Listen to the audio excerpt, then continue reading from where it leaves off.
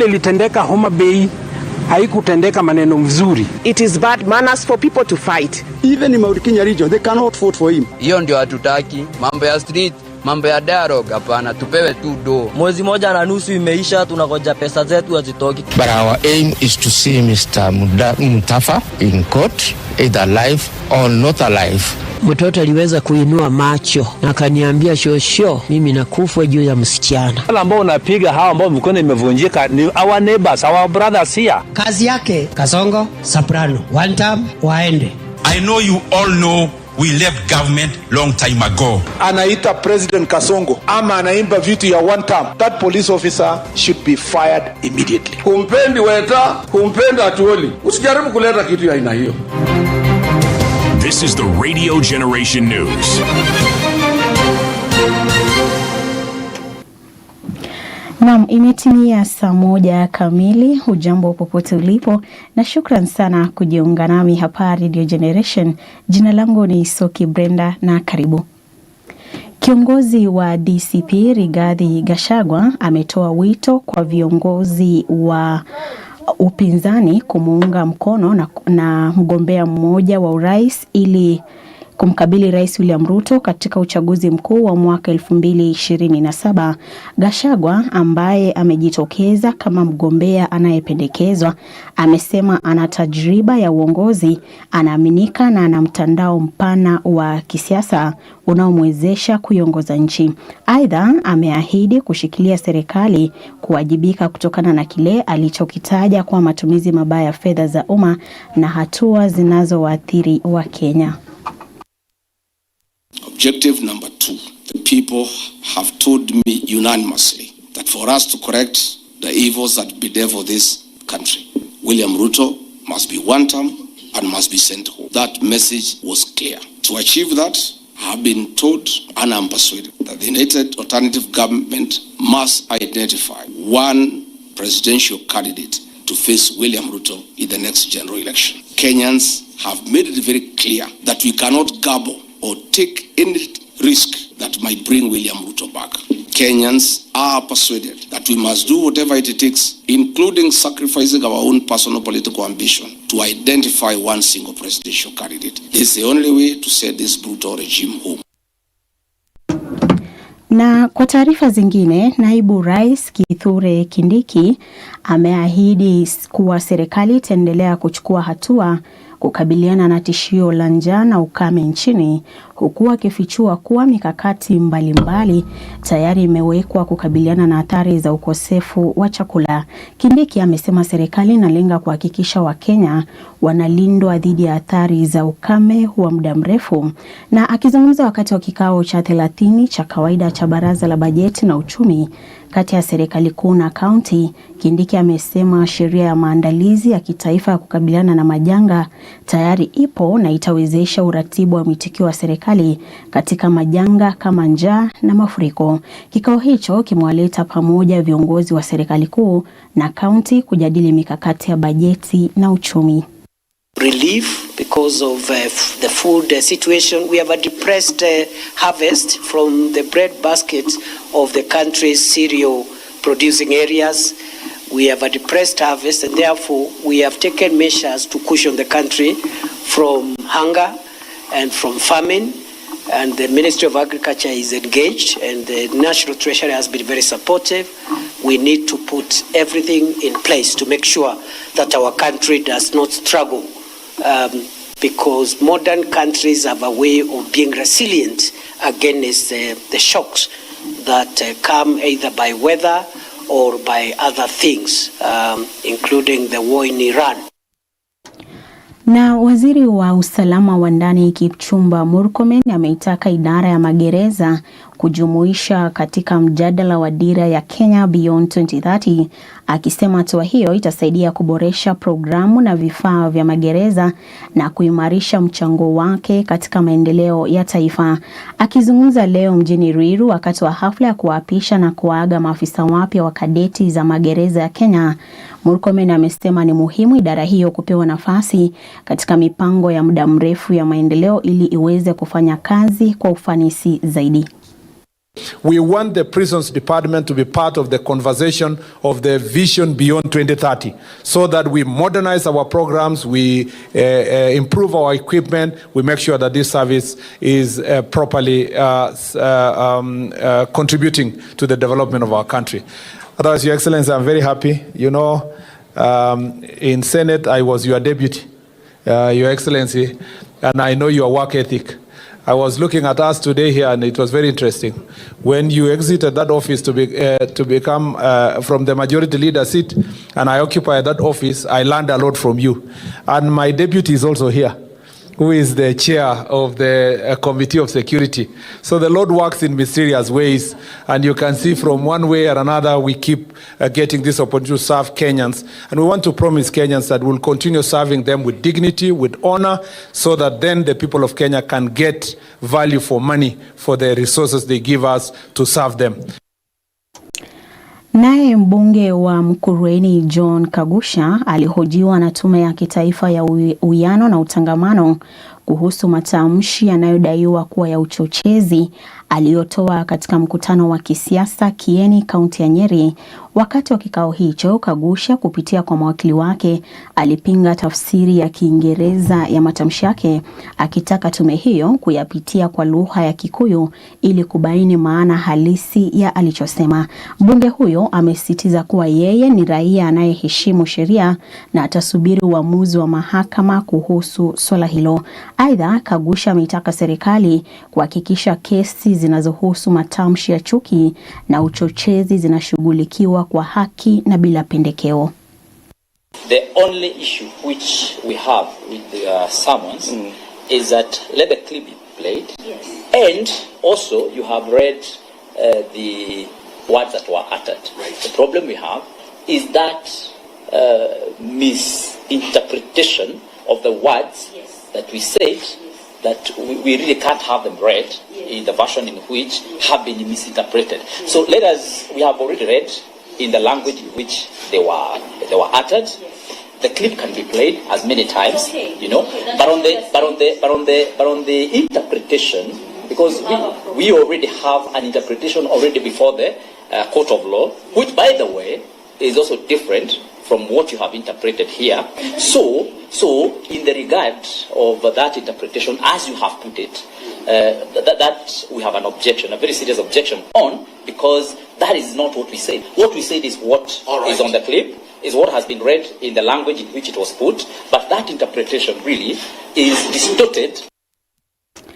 Mtazamaji, muungano wa watetezi wa haki za kibinadamu Alliance for Human Rights Activists umeitaka serikali kufanya uchunguzi wa kina kuhusu kifo cha Rosemary Koech Kimweti, mkuu wa idara ya ulinzi wa data katika benki ya KCB.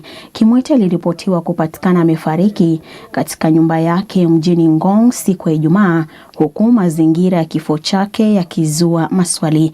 Kikundi hicho cha kutetea haki za binadamu kimetishia kuandaa maandamano ndani ya saa 72 nje ya makao makuu ya KCB, kikidai kuna juhudi za kuficha chanzo halisi cha kifo cha Kimweti.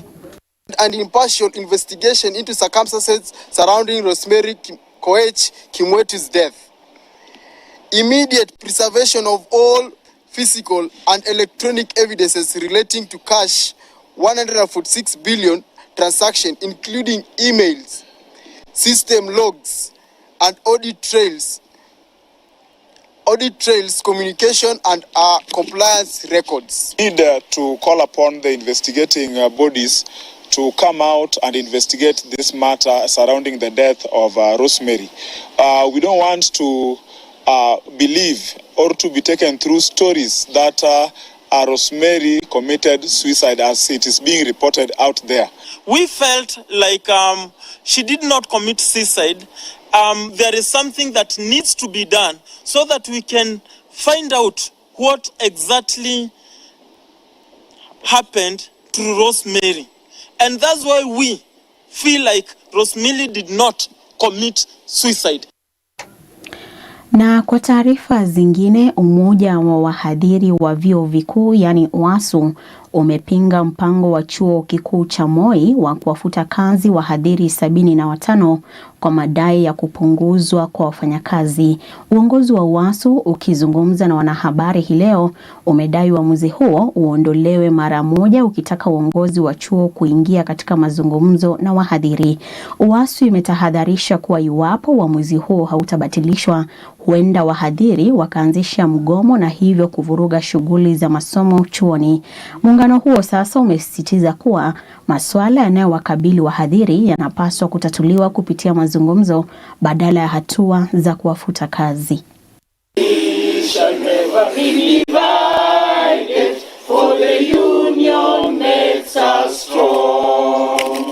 On behalf of the University's Academic Staff Union, Moi University Chapter, we register our strongest displeasure and total rejection of the decision by the university management. I stress, acting university management to declare 75 of our members redundant, while simultaneously advertising for part-time lecturers to fill the same positions. We find serious contradictions in the university management's notice of redundancy. You fire and hire at the same time? How does this address purported financial challenges the university allegedly faces? Do you have any financial audit that has been done to warrant such an exercise? And if it has been done, what are the results? What are the findings? You fire at the time that the staff on the ground are overloaded.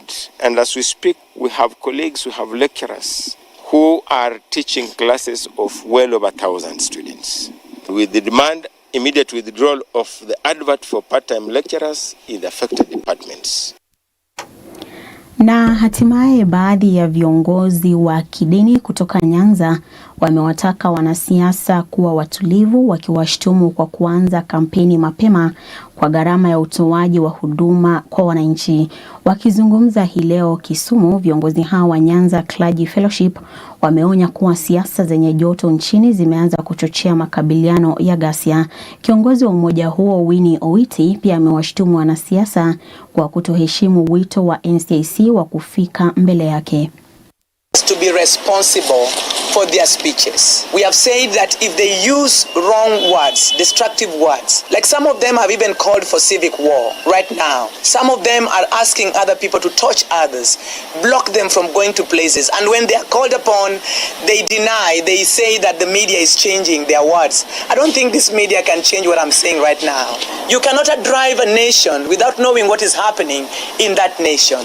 We are saying our leaders must be held responsible. They do is far-reaching in terms of shaping the society, and therefore whatever they put the young people to do is a replica of their behavior and what Kenya will become. Na kufikia hapo mtazamaji, natamatisha habari zetu za jioni ya leo. Shukran sana kwa kuchagua Radio Generation kwa habari tendeti. Tupatane tena hapo kesho na kutakia jioni njema na kwaheri.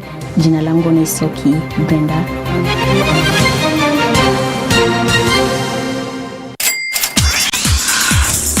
Business news on Radio Generation.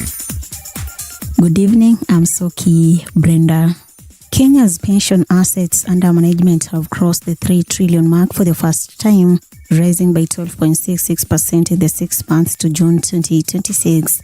The assets increased from 2.81 trillion in December 2025 to 3.17 trillion in June, representing a growth of 356 billion. Government securities remain the largest investment category, accounting for 1.495 trillion. However, their share of total pension assets declined from 52.14% to 46.35%. And Tourism Cabinet Secretary Rebecca Miano says Kenya is positioning itself as a leader in sustainable tourism through electric safari vehicles, renewable energy, and community-based conservation. Miano says Kenya is pioneering a major shift towards electric mobility in conservation areas to reduce tourism and environmental impact while protecting wildlife. She said the transition is already taking shape through electric safari vehicles in the Masai Mara and solar-powered eco-lodges operating off the national grid. And that's all we had for you on Business News. For more business updates, go on to radiogeneration.co.ke. Good evening, I'm Soki Brenda. That's the business on Radio Generation. This This is Radio Generation. Radio Generation Classifieds. Across Africa, Sharia compliance finance is creating new pathways for investment, enterprise, and inclusive growth. Now, the leaders shaping that future come together. On the 10th September, Radio Generation brings together industry leaders, investors, financial institutions, and SMEs at the Radisson Blu Arboretum for the Islamic Finance Forum and Dialogue Conference. A high-level business event featuring panel discussions, practical workshops, investment insights, and powerful networking around Sharia-compliant banking, SME finance, investment, regulation, and innovative financial solutions. If Islamic finance is part of your growth strategy, then this is where the conversation is happening. Get your tickets on langopass.com. To partner, make reservations, or for more information, call Kifa on 0113 311 604. The Islamic Finance Forum and Dialogue, igniting growth in Sharia-compliant finance. Radio Generation Classifieds. This is Radio Generation.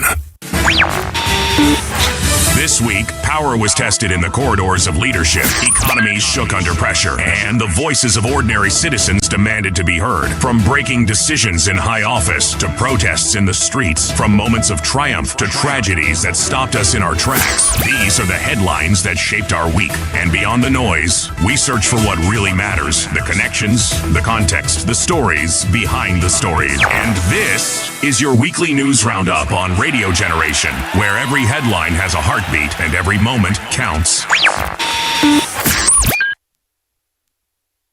Kama ni kuomba kura, tuombe kwa amani. Wananchi wana ujuzi wa kujua. Wakisema wanataka Kalonzo ni Kalonzo. Wakisema wanataka Ruto ni Ruto. Wakisema wanataka Matiang'i ni Matiang'i. Wakisema wanataka Sifuna, Sifuna.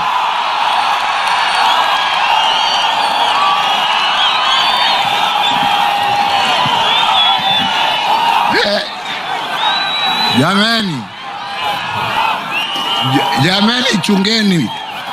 Mimi sitaki kuitwa sponsor bana. Mimi sitaki mambo mingi. Mimi nimesema ya kwamba chaguo ni la nani?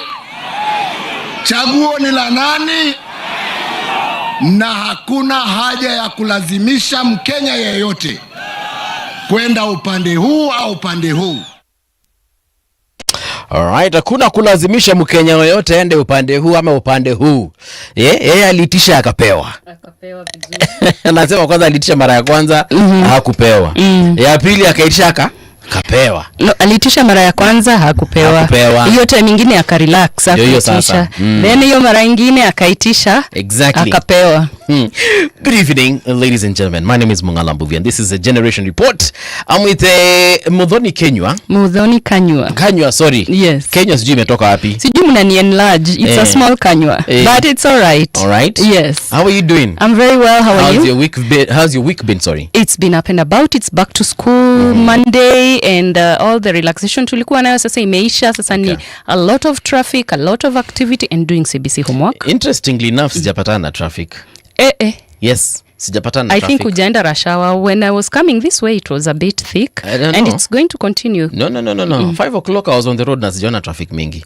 Si ati hakuna traffic, ni venye tu si mingi venye watu wana expect. True. Maybe that will change. I might change when I left the roads. I don't know, maybe. And also a lot of schools have got this thing ya spread out opening. Sio wote ufungua. Right. Mondays. Nowadays, like my son is resuming on Wednesday. There are others who are even resuming on Thursday to, you know, try even give parents an allowance ya mwezi kufike mwisho vizuri.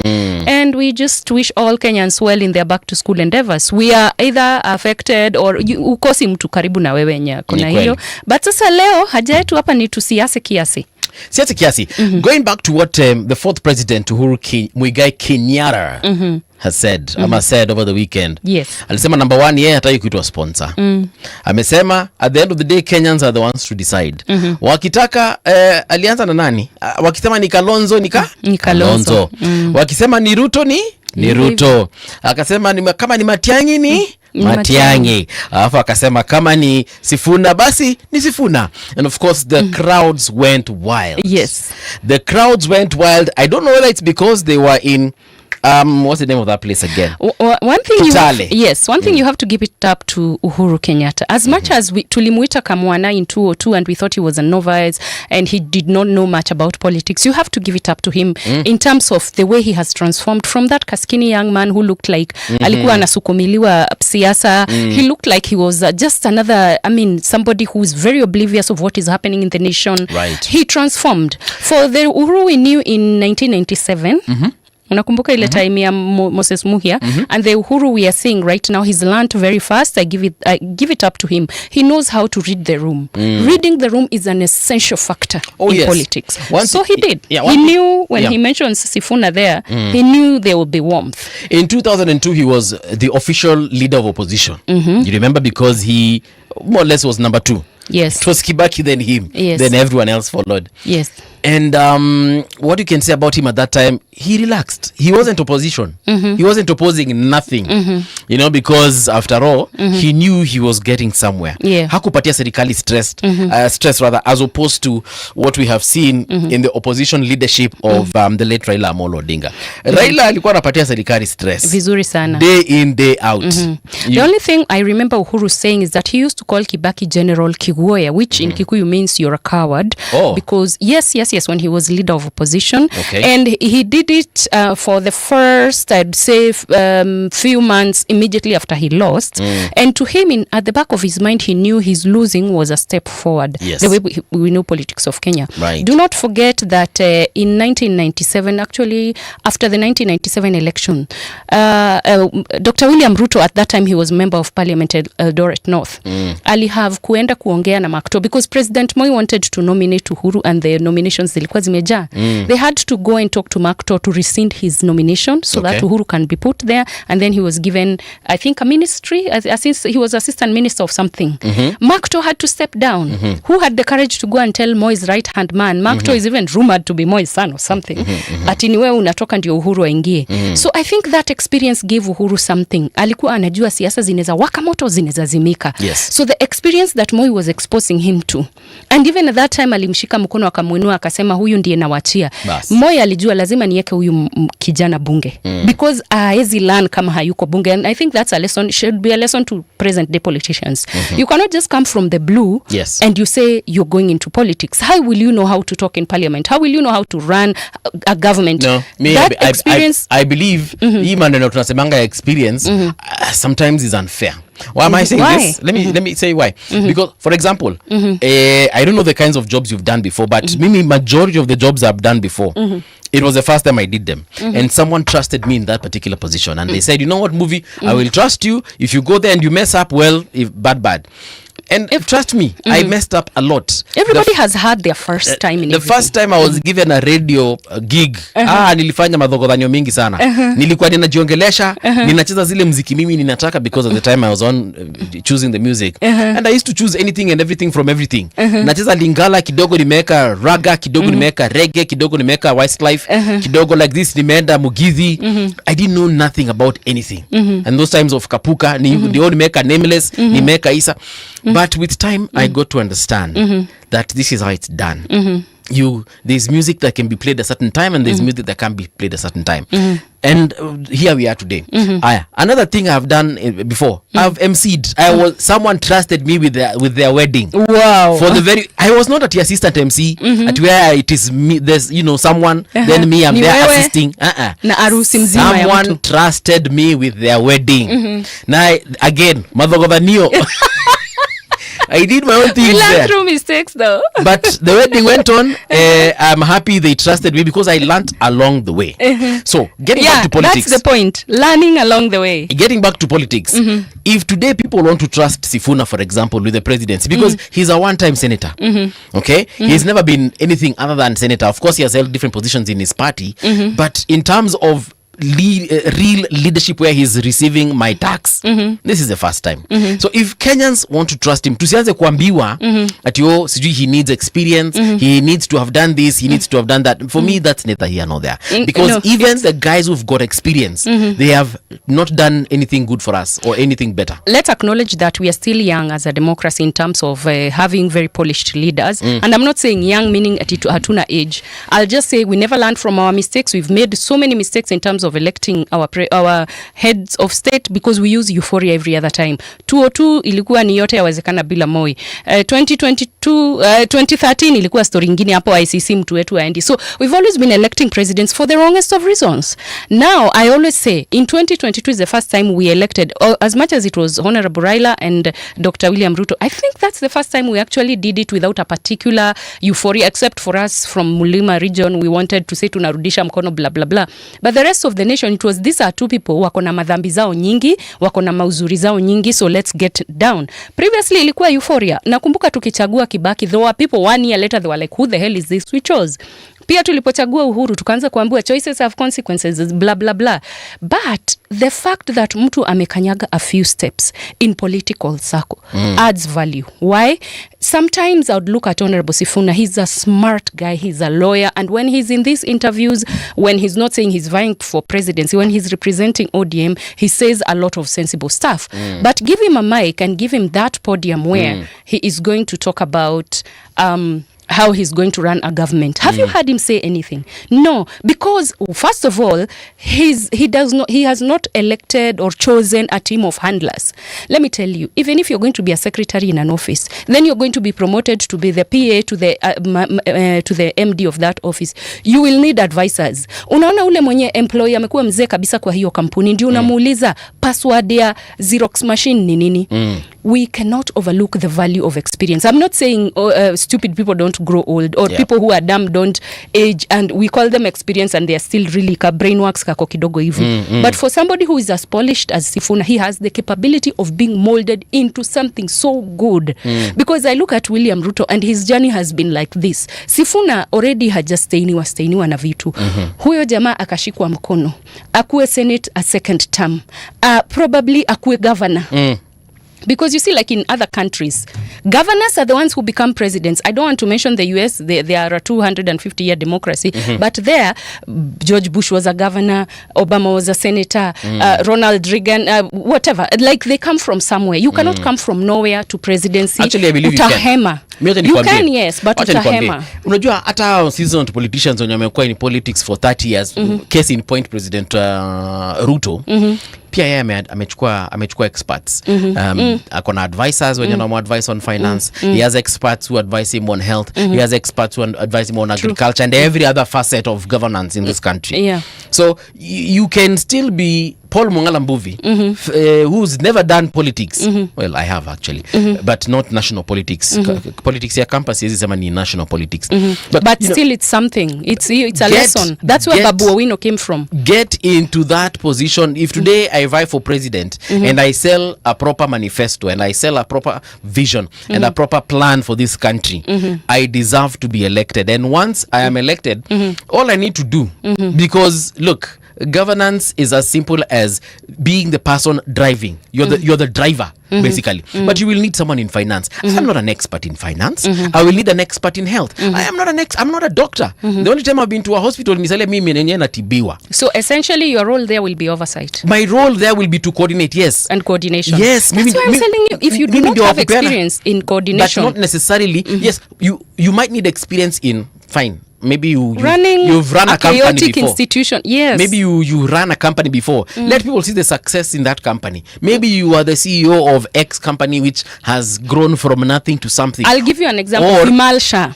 Or even if you are not the one who grew that company, when you were there, we saw something. Michael Joseph actually ndiye alianza na Safaricom. Tuchukue Peter Ndegwa. Peter Ndegwa alichukua Safaricom after alikuwa ametoka Diageo, ameuza pombe ikauzika. But you can say since aingia Safaricom, vitu zimefanyika. Kuna products ameongeza na kuna services ameongeza. Unaweza sema this guy was visionary. Of course people will be like, Bob Collymore was a bit elevated and stuff. Because if you look at Collimo's history, he's been there, done that. Yeah. I still, well, I do agree with you is that we cannot continue with the politics of the walking stick. Like ati watu wana retire into presidency. I appreciate that Honorable Uhuru bado ako na nguvu ya kufanya siasa kidogo hata akiwa retired. I appreciate that Ruto hata yeye mali retire whether ni 2027 whether ni 2032 atakuwa bado ako na energy ya kumove about. Please, we do not want again retiring presidents and retire to their grave. No, let us working with these people who have a good age. It's a breath of fresh air. That's why I feel somebody like Sifuna should not agree to be confused in his mind right now. He should set his target. I remember when Ruto got into parliament, aliingia na kivumbi. Yeah, between yeye na Chesire. Chesire was preferred by Moi. Ruto was a nobody from nowhere, and he fought it. That told me something. Okay, then we just ignored it. He was an MP of an area I was not concerned with. But when I look back, I realized that's where his fierceness came from. Even in 2022, as much as tulikuwa tunafeel, wengine walikuwa na feel hawamtaki. Ukiangalia Longmanga alingangana nayo na homeboy wake, a blue-eyed boy of a sitting president. That should tell you something about Ruto's tenacity and his resilience. Now, when you look at Sifuna, you'll start looking at his work in LSK to try and figure out what kind of a person he is under pressure. Because the most important thing in a leader is how do they operate under pressure. And if a leader cannot be able to operate under pressure in a small like in a smaller institution, national governance, I tell you, national governance is a headache. If I, in my own house, am given headache by my Gen Zs, can you imagine when you're dealing with 55 million headaches? I can't imagine. It is absolutely chaotic. So we need somebody who has the resilience, the tenacity, and I mean, we also need somebody who can be able to ignore the social media comments, because people will say burning things. People will say things about you. People will start digging your past and start even placing some, if you're tall, dark and handsome like our guest today, people will pin on you some girls. He's not dark though. Anyway, let me introduce him. The girls. Kidding. Mheshimiwa, yes. Good evening. How are you, my brother? How are Mimi you? Niko salama sana. Nice to see you again. I am sorry. I am always late. No. Actually, you are just about maybe 5 minutes maximum late. Yeah, but karibu tena sana. Niko poa. I'm happy to be here. Nice to have you here with us again. Amekuita tall, dark and handsome. Hapo kwa tall sawa. Hapo kwa dark nimekataa. Handsome hiyo sita comment. It's up to you. You know, some of us have got color blindness. What you consider not to be dark. But I don't mean dark Sudanese. Dark. I meant dark more than you. Dark African, handsome, nice, like your dark, beautiful African beauty. I'll tell you someone else who's dark in this government of ours. Yes. But before I do that, let me play this clip, Mheshimiwa, because that is what I want us to discuss going forward. So, yes. Where is it? Here we go. Yeah. Kama ni kuomba kura, tuombe kwa amani. Wananchi wana ujuzi wa kujua. Wakisema wanataka Kalonzo ni Kalonzo. Wakisema wanataka Ruto ni Ruto. Wakisema wanataka Matiang'i ni Matiang'i. Wakisema wanataka Sifuna, Sifuna.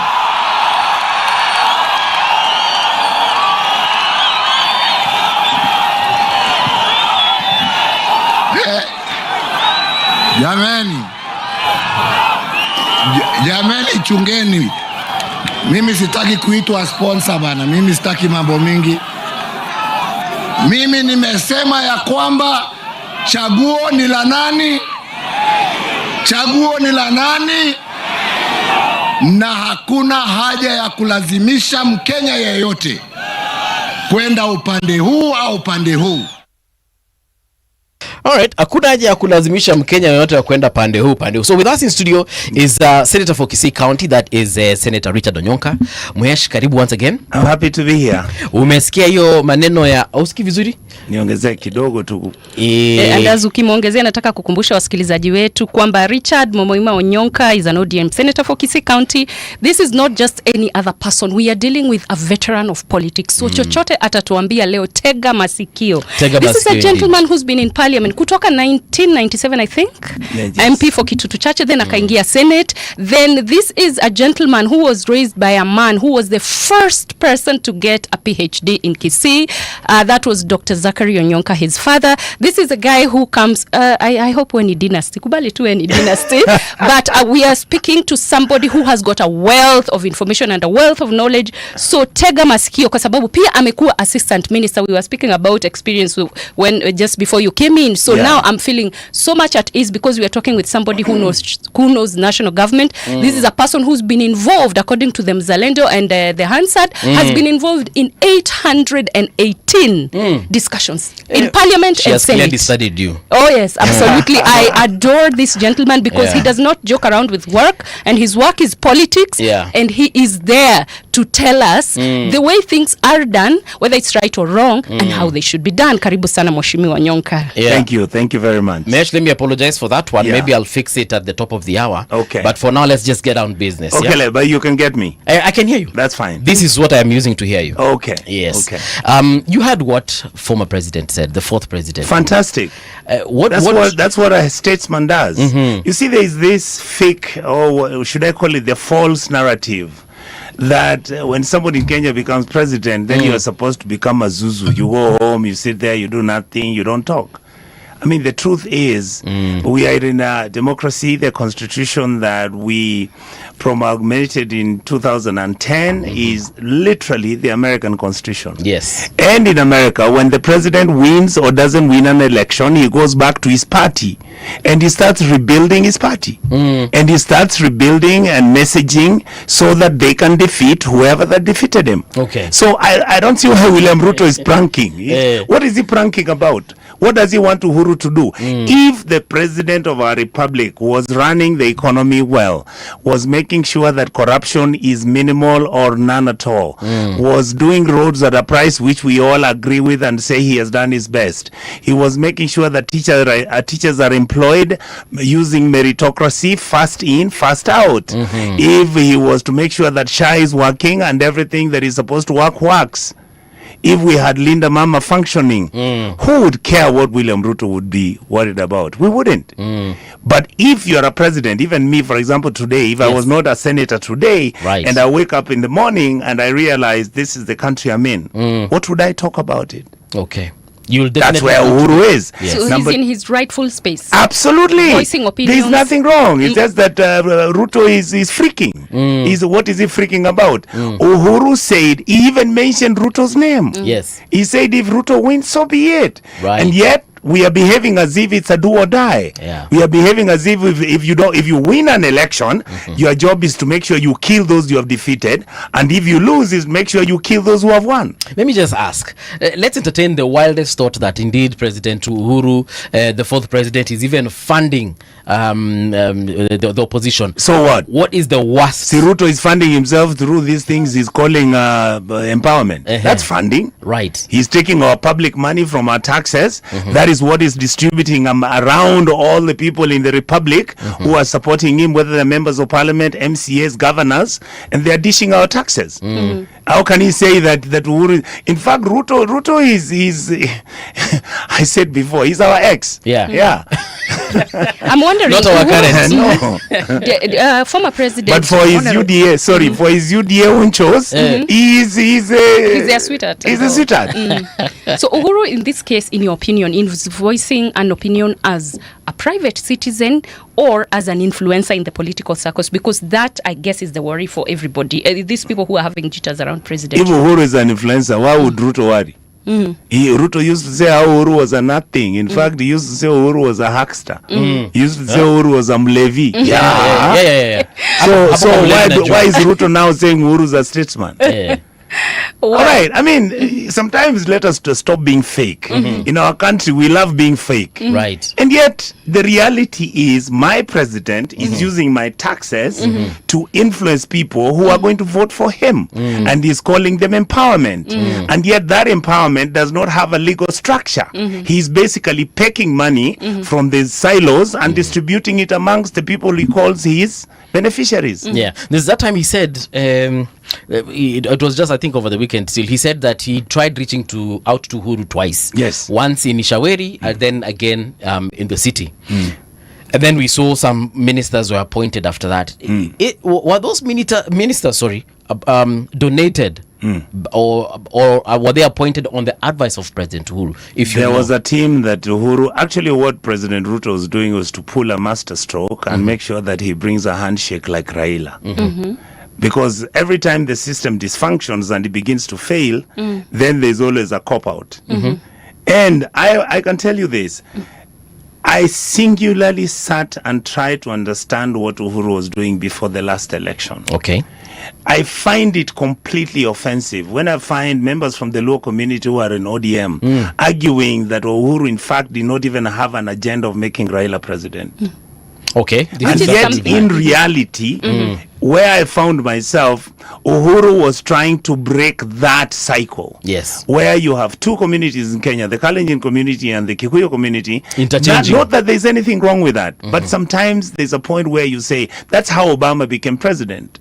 He was the most unlikely person. The total number of votes in America for black Americans and maybe Latinos, you can't make a president. So certain individuals had to deliberately decide that we are actually going to allow this man to be president because it made the black American community feel included in the US. It made people of color, whether they were yellow, brown, even the Chinese. I mean, right now, look at what Obama did. If you look at the number of the governor of New York, he's an Indian who is generally from Uganda.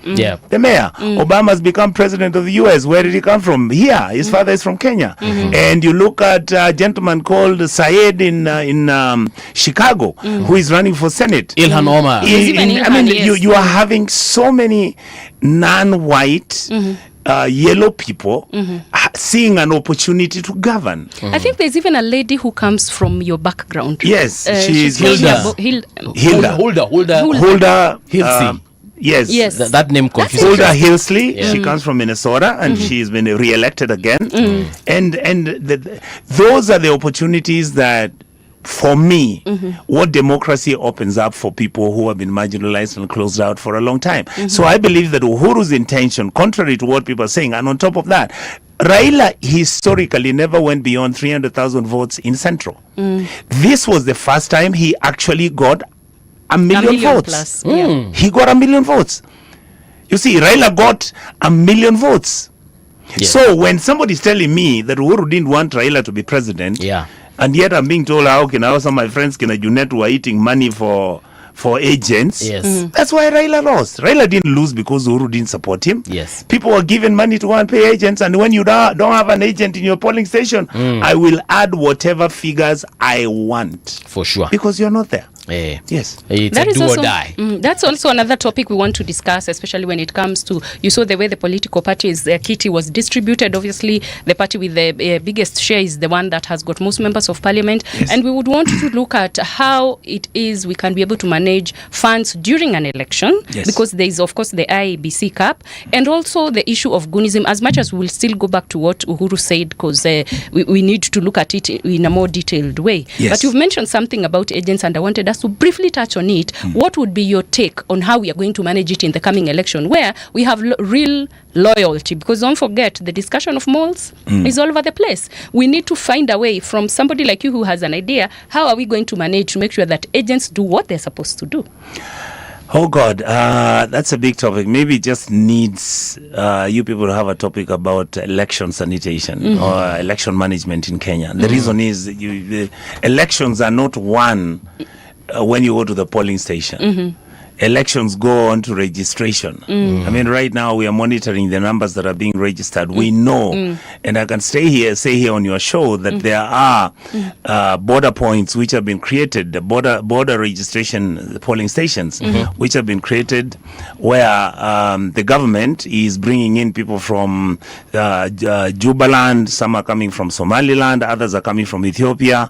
If you go to western Kenya, you have people who are coming from the Ugandan border to come and register.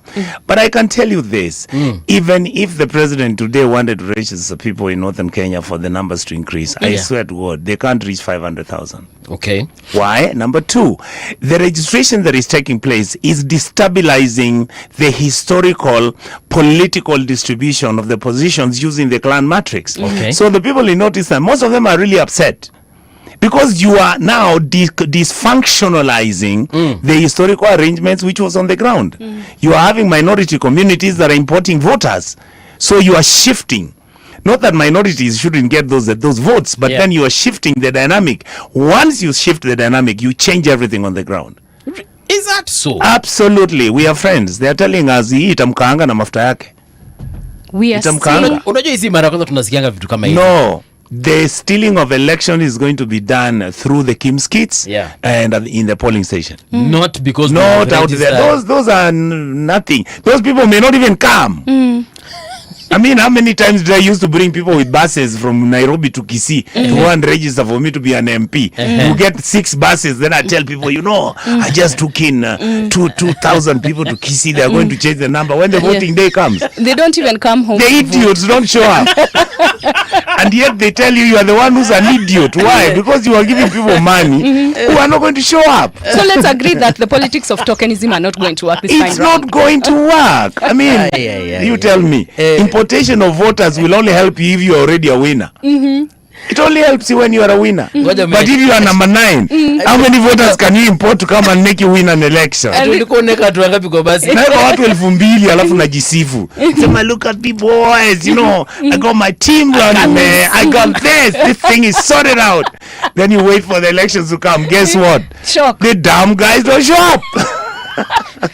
Unasema watu wako afmado hawatakuja. They are clever than any of us fools who are running for elections. You think voters out here stupid? They just realize you are advantaged. You know, someone told me, I can't remember the conversation, but it was one of these nomadic pastoralist communities. Yes. They were like, by the way, siku ya kupiga kura, I can be 20 kilometers away from my voting station. From his voting station. Why would he come and vote? Because I would come and vote. In the field with 600 camels. And he's coming to vote for you. You are joking. So, Mr. President, continue registering those people. They will not show. Voter apathy in Kenya is a real thing. Yes. I think it's because we've been disappointed in the past. My conviction is this. That was what was happening before until the Gen Z team flipped. They have flipped the coin. You see, voter apathy comes in because people begin to realize that we who are in the ruling class do not even have an interest in fixing the basic problems these people have. Number 2, the game of politics right now in our country and the people who are running for office right now are not running for office because they want to be less corrupt, less tribal, they want to be inclusive, they want to be real Kenyans, nationalists because they believe Kenya is bigger than all of. No. The fastest way, if I was a young person and I want to be a multimillionaire, even not a billionaire, in only 5 years is to be an MP. Because an MP handles 200 million a year. If he does that for 5 years and does nothing, he'll have a B. Which other business can you make that kind of money? Ask Safaricom. Labda Safaricom. Yeah. So the only way one can enrich themselves is through the politics we do. Why? Because in Kenyan politics has no ideology. We are capitalistic. Where everybody believes the winner takes it all, where everybody believes that if I can get my children for me to be a member of parliament, and in fact after that, if I can make sure all my kids are the ones I employ at the National Assembly and make sure some of them become commissioners of police and some of them are going to, so be it. It doesn't matter whether they got the grade or not. You know, we were discussing that another day and we said the levels of corruption in this country. I was talking to a gentleman who works at Machakos County and he was saying that every morning they see a huge convoy of vehicles coming from Nairobi, then in the evening they go back to Nairobi. So he was saying they are taking money from Machakos County, they fuel in Nairobi, they do all their investments are in Nairobi, but they work in Machakos County. And he was telling me that, you know what, corruption has just been devolved. Yes. We keep hoping that there's going to be that person we'll elect next time who is going to do better. And when that person gets in there, they repeat just that cycle. Meaning what we have in the country right now is it's our turn to eat kind Absolutely. of thing. And that is why you find I'm in the opposition right now. If you look at the team in the opposition, yes, I would say averagely, reasonably, they are quite fair people. But on that opposition, Mwesh, there are people who are saying that perhaps Kenya shouldn't recycle these old folks because majority of those guys have either served in government or they have been in high position. For example, Kalonzo has been vice president, minister for God knows how long. We can talk about DAPK leader, also him, Eugene Wamalwa, same thing. Martha Karua, same thing. So they're saying if they didn't do anything that time, surely why should they be considered for this time round? I will tell you that. I've had that argument severally, and I always want to tell my younger people, my supporters and those who listen to my politics, age is not an issue. No, just look at Kalonzo, and if you think he didn't perform, then don't think about him. But don't argue with me by saying that because he was there. The truth is, all the old people you see who are in either this government or even, in fact, let me finish, who are in the current government. Yes. Ruto has none. He kicked all the old people out.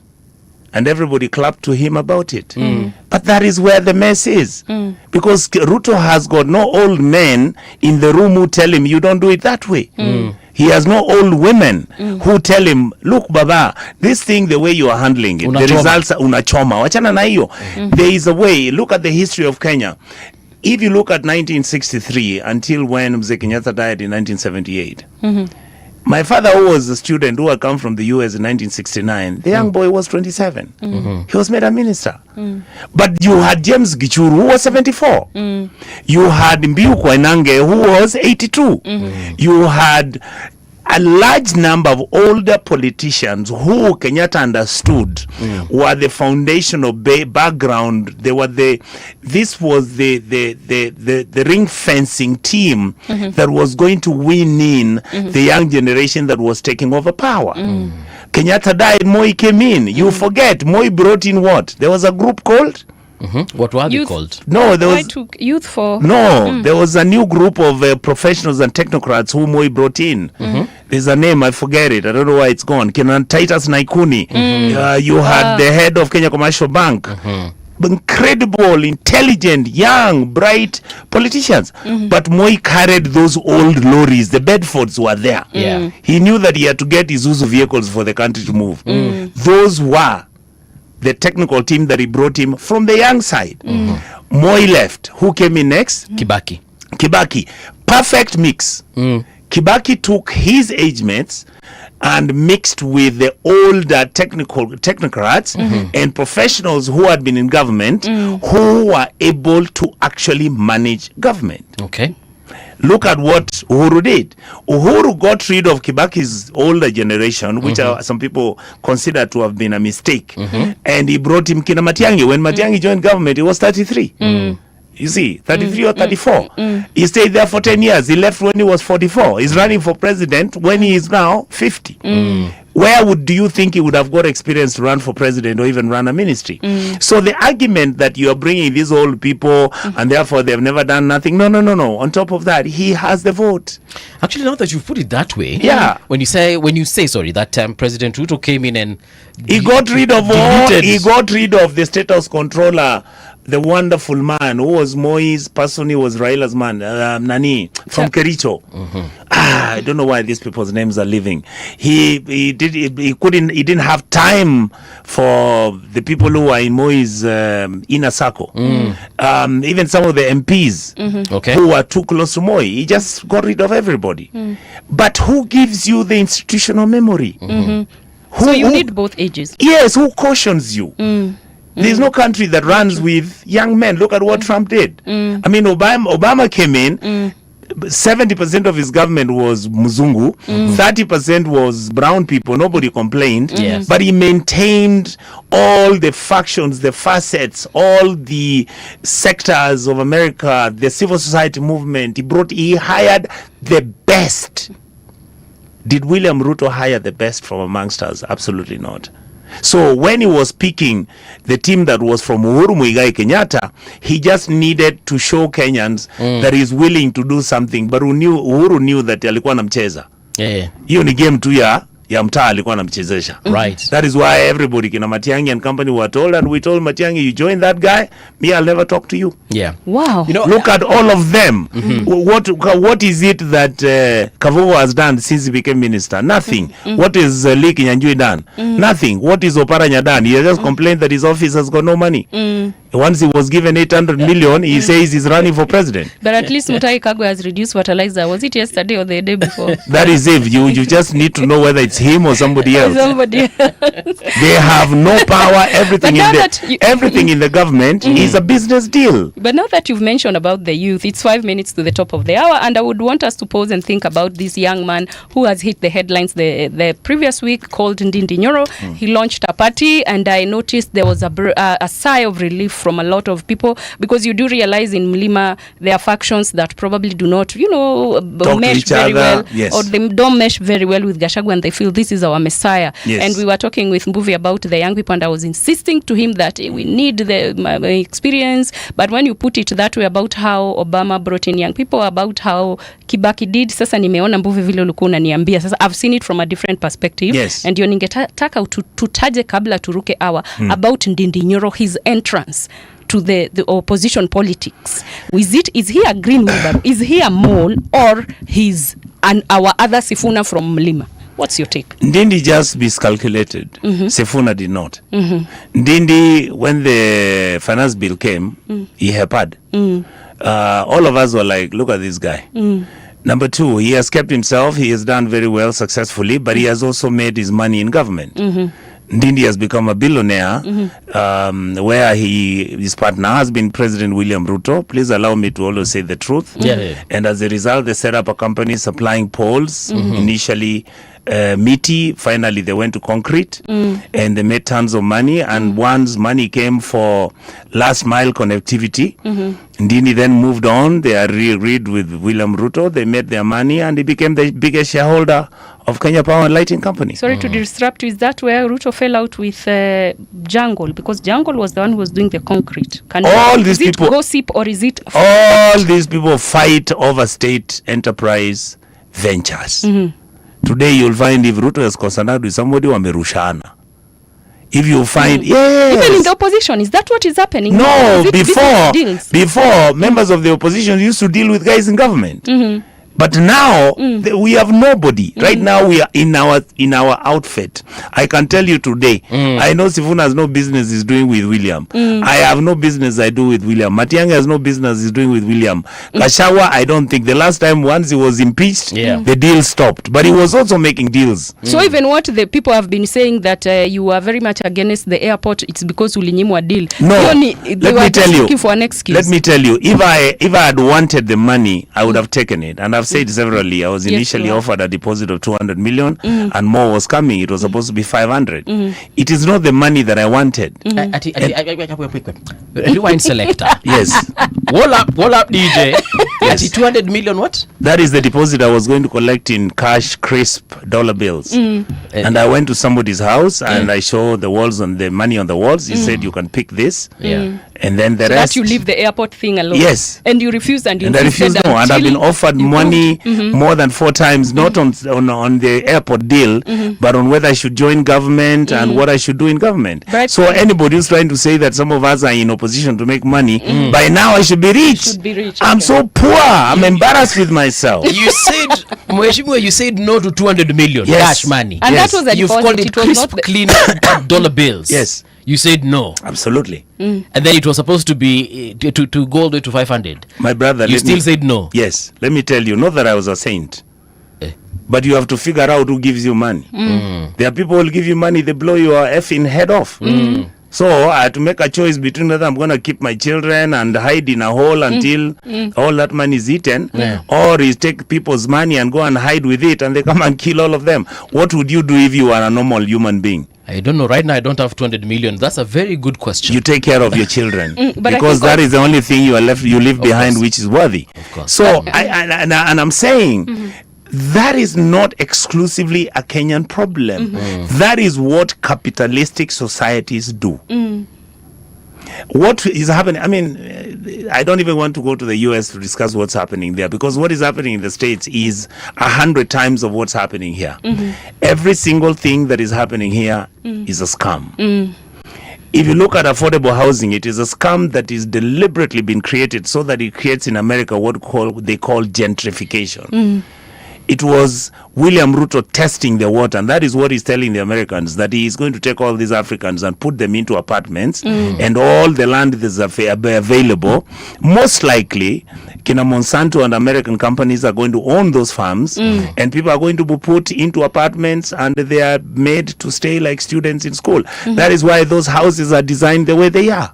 How are they designed? Unfortunately, Mhesh, have not been to any of them. They are designed like boxes. And how do you live 5,000 people in an area of, let me say, 1 acre?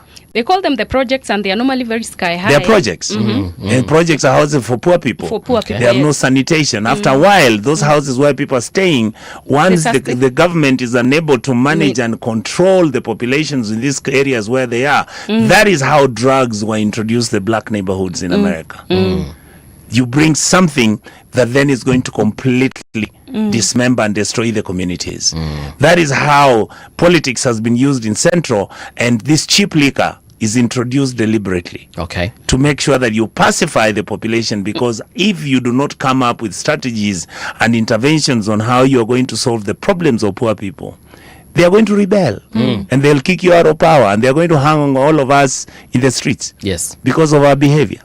On that issue of affordable housing, because you've mentioned it, and I've tried talking to people about it. For example, I'll take the ones in Embu. Someone told me, because they live in Embu, they told me, bwana hizo nyumba hauwezi ishi, and then they're in the middle of nowhere. Then someone told me, you don't worry, just because you as Mungala Mbuvi, you don't want to live there, it doesn't mean that Richard Onyonka doesn't want to live there. Absolutely not. All human beings are rational, and everybody thinks it's a stupid idea to go and live in those houses. Have you seen anybody go to live in them? I don't know. Why has the government been unable to even show a picture of people staying in those houses? Number two, as I speak right now, the information I have, and I'm trying to verify it, and usually I don't say these things because of any reason. Those houses now, as we speak, have pending bills of 1.2 trillion shillings. Why were the boys in Eldama Ravine, why were those boys demonstrating in the streets? They have not been paid for 1 year. People who were supplying things, they never supplied things to an outfit. They were supplying things on behalf of companies that have already been paid, and those companies are owned by guys in government. Mwesh, let me get you another bottle of water. Because then we get back and we continue. Breathe in and breathe out. We got 200 million, I wish they had given me more. The sound is fine. Pump it up, turn it high all the time. Let the music move you, let's sway. Radio G's got your jam all day. Radio Generation, the home of urban soul.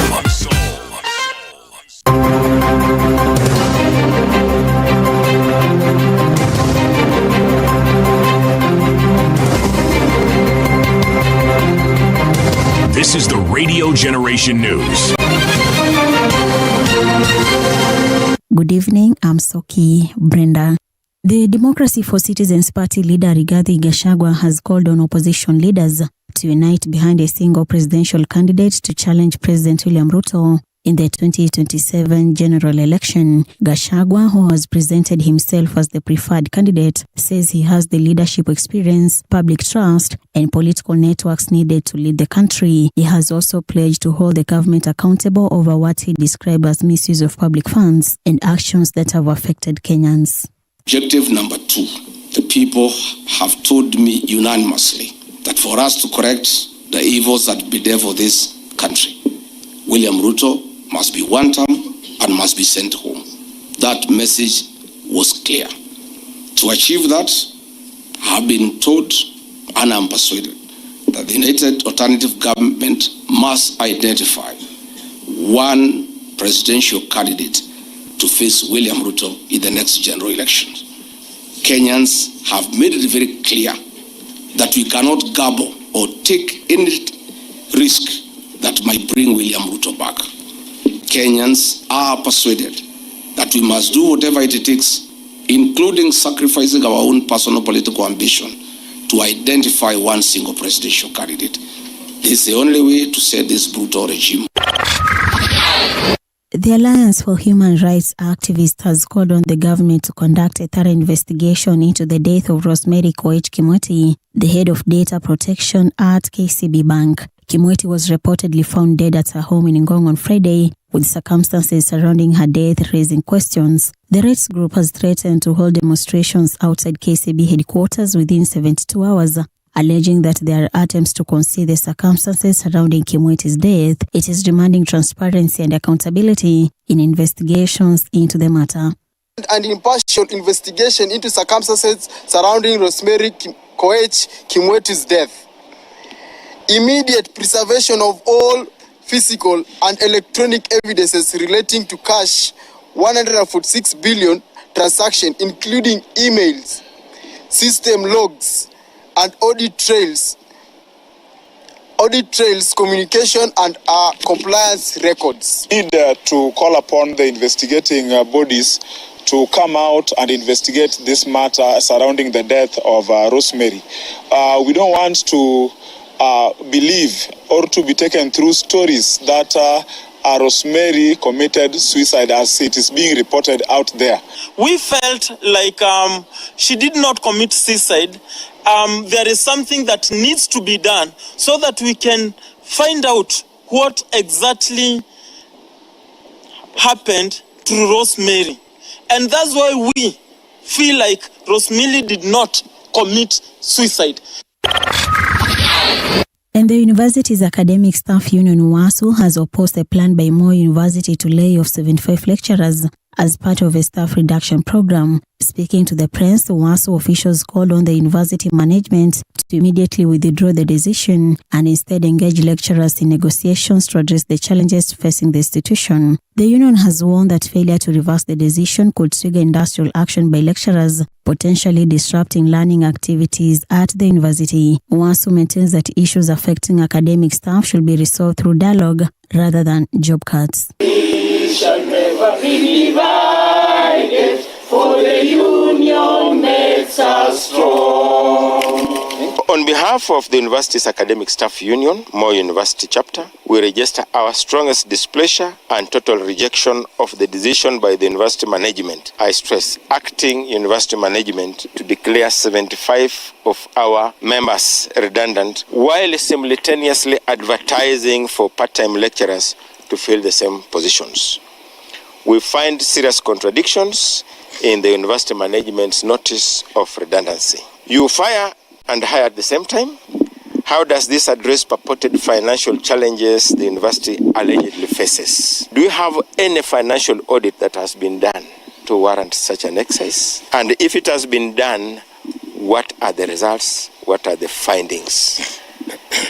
You fire at the time that the staff on the ground are overloaded.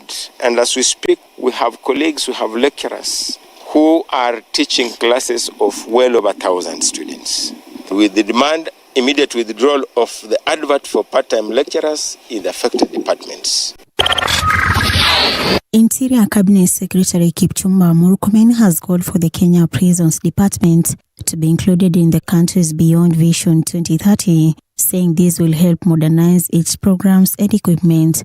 Speaking in Ruto during the pass-out ceremony of Kenya Prisons Cadet Officers, Murkomen said the department must be incorporated into long-term national development plans to enhance its efficiency and strengthen its contribution to the country's development. He said modernizing the prison system would improve the welfare and effectiveness of officers while ensuring the department keeps pace with Kenya's long-term development goals.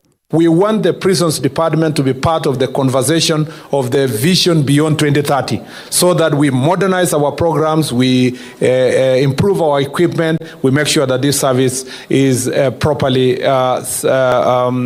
contributing to the development of our country.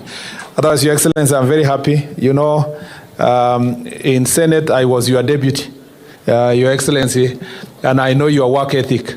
I was looking at us today here, and it was very interesting. When you exited that office to become from the majority leader seat, and I occupy that office, I learned a lot from you. And my deputy is also here, who is the chair of the Committee of Security. So the Lord works in mysterious ways, and you can see from one way or another, we keep getting this opportunity to serve Kenyans. And we want to promise Kenyans that we'll continue serving them with dignity, with honor, so that then the people of Kenya can get value for money for the resources they give us to serve them. And that's the 200 generation. Good evening. I'm Soki Brenda.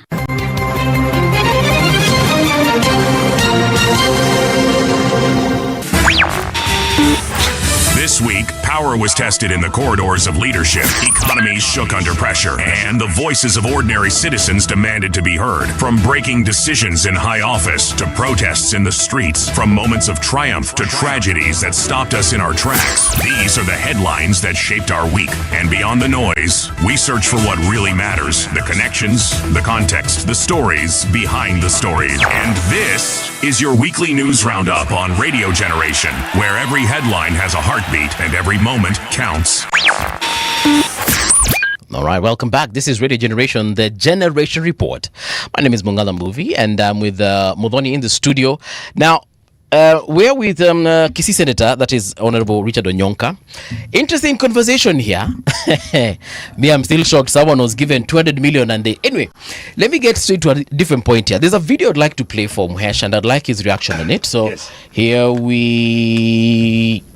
Allah, why does it want to embarrass me at this last minute?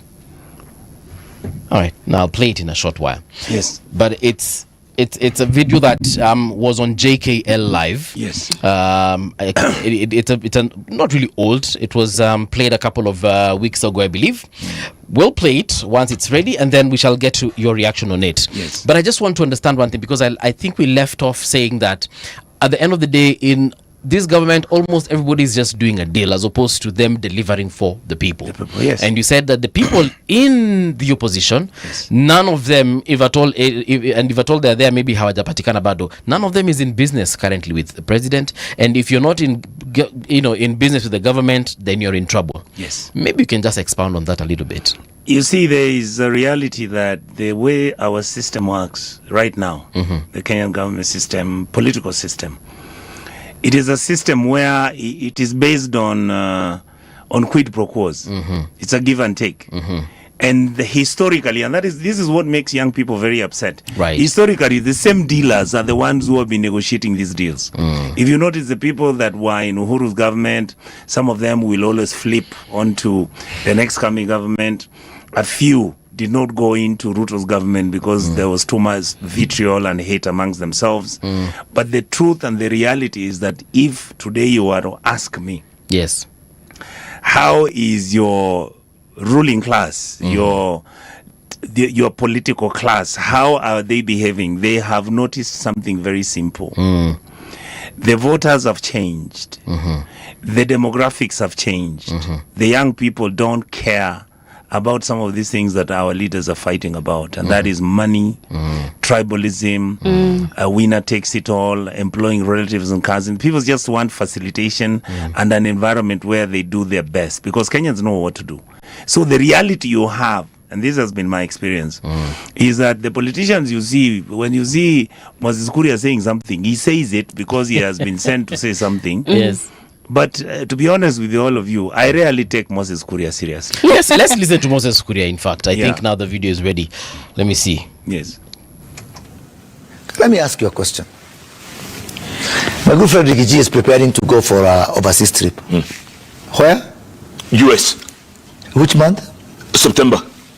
The president will be there in September. What's your point? I don't know.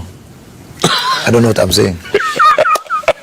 2 weeks later. Jumatano nishike bibi yangu mkono niingie ndege niende Amerikani kuzurura huko. Niende nikazurura huko, si ndio? Kakae na wazungu na Waafrika, nikae huko na nitakaa kwa muda. Kwa hivyo mchunge nyumbani. I'll stay for a while. Na iko sababu. Iko mambo mimi napanga. Haiwezi pangiwa hapa.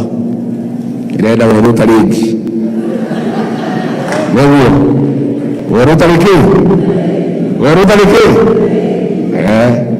nikiwa hapa iko influence mingi. Kagushi aliambia hii mmoja unasema huyu ananivuruta huko nini. Nataka to make some decisions without undue influence kwa ile watu ninatembea na hawa, so that I make the right decision. So naenda huko nikae na nitaka credits to Radio Citizen, to Citizen TV. Yeah. So Mesh, you've heard what he has said. Yeah. Both leaders, of course, Moses Kuria, yes, and Honorable Rigathi Gachagua. Is there an issue about states we should know about? Which issue? And before you answer that, if Gachagua comes and tells me he has spoken with William Ruto, so what? He believes the people of Mount Kenya are going to join the same government. How many things has Gachagua talked about William Ruto for the last 3 years since he was impeached? Many. Because according to Moses Kuria, he's probably alluding that these two guys... Moses Kuria is always pigging that propaganda of his for William. Let me read for you a tweet for Moses Kuria for August the 8th. Today, I challenge Rigathi Gachagua to seek an appointment with the moderator of the PCA church and go to him, accompanied by Reverend Dorcas Rigathi, and lift the Bible in front of the cameras and say the following words. I, Rigathi Gachagua, do solemnly swear that I have not made a deal with President William Ruto, and that I, Rigathi Gachagua, will not make any deal with President William Ruto before August 7th, and that Rigathi Gachagua asked the Almighty God to strike me with thunder and lightning, yada yada yada. He was alluding that there is something that is brewing between President Ruto and Rigathi's lieutenants are unaware. And as you've heard Rigathi say very clearly that Medho ananivuruta huku, Kagushi ananivuruta huku, sa anataka kwenda Wero Utaregi. In Kikuyu that means desert ambayo haina nzi, meaning somewhere where he can be able to make his decisions independently. Doesn't that raise your brow, Honorable Senator? Does that say that he's going to meet Ruto? No. Does it say he's not going to meet Ruto? No. As far as I'm concerned, all of us in the opposition have constantly been accused of having like me, I've been told I've been pro-government more than 100 times. Yes. How? They talk about it. I mean, people, you see, when people don't have anything to accuse you on, they will start by saying how now Onyonka, in fact, is recently been going to State House. Then when they find there's nothing, that they leave. But I am not dismissing what you've said. The point I'm making is the truth will always come out. Eventually. It will come out. And do you think this truth is neither here or there, or it might, make an impact? As far as I'm concerned, if somebody tells me that Gachagua has struck a deal with Ruto, then that's up to him.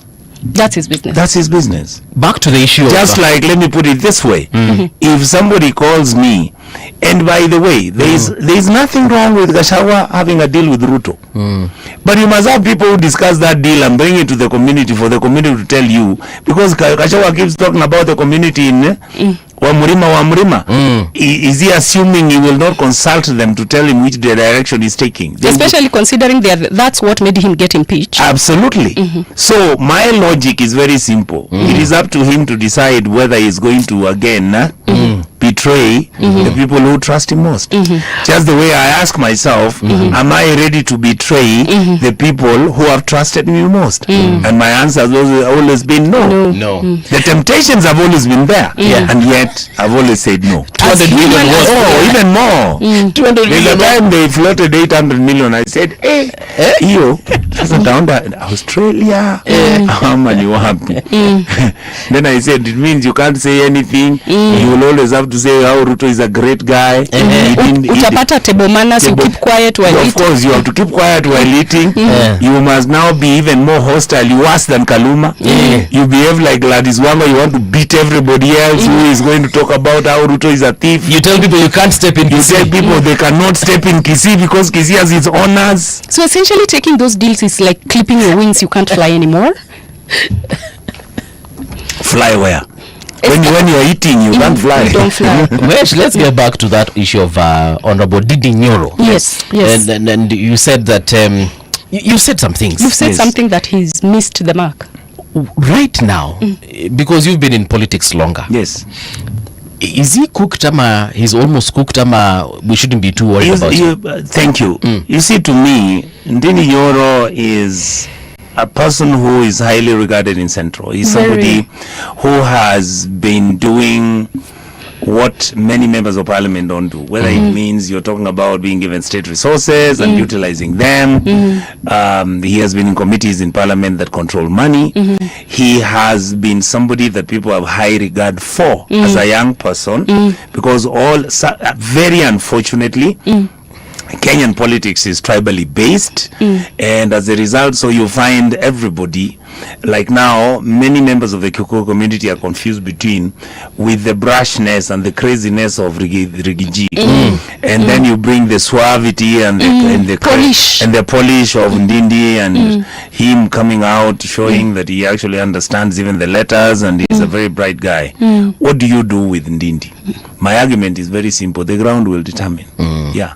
But there's a section of the ground, Senator Onyonka, because you are one person who's been very much loved by people because of your farm stand. In fact, if there's anything that I've learned the last 2-3 years in Kenya, is that the much adoration that is there for you is because you don't waver. When you say something in January, in March you won't change. Unlike Rigiji, who says something today and tomorrow he changes. Now say, today my candidate is Kalonzo, and tomorrow we have agreed Kalonzo Nasivuna. After one day he says, hey.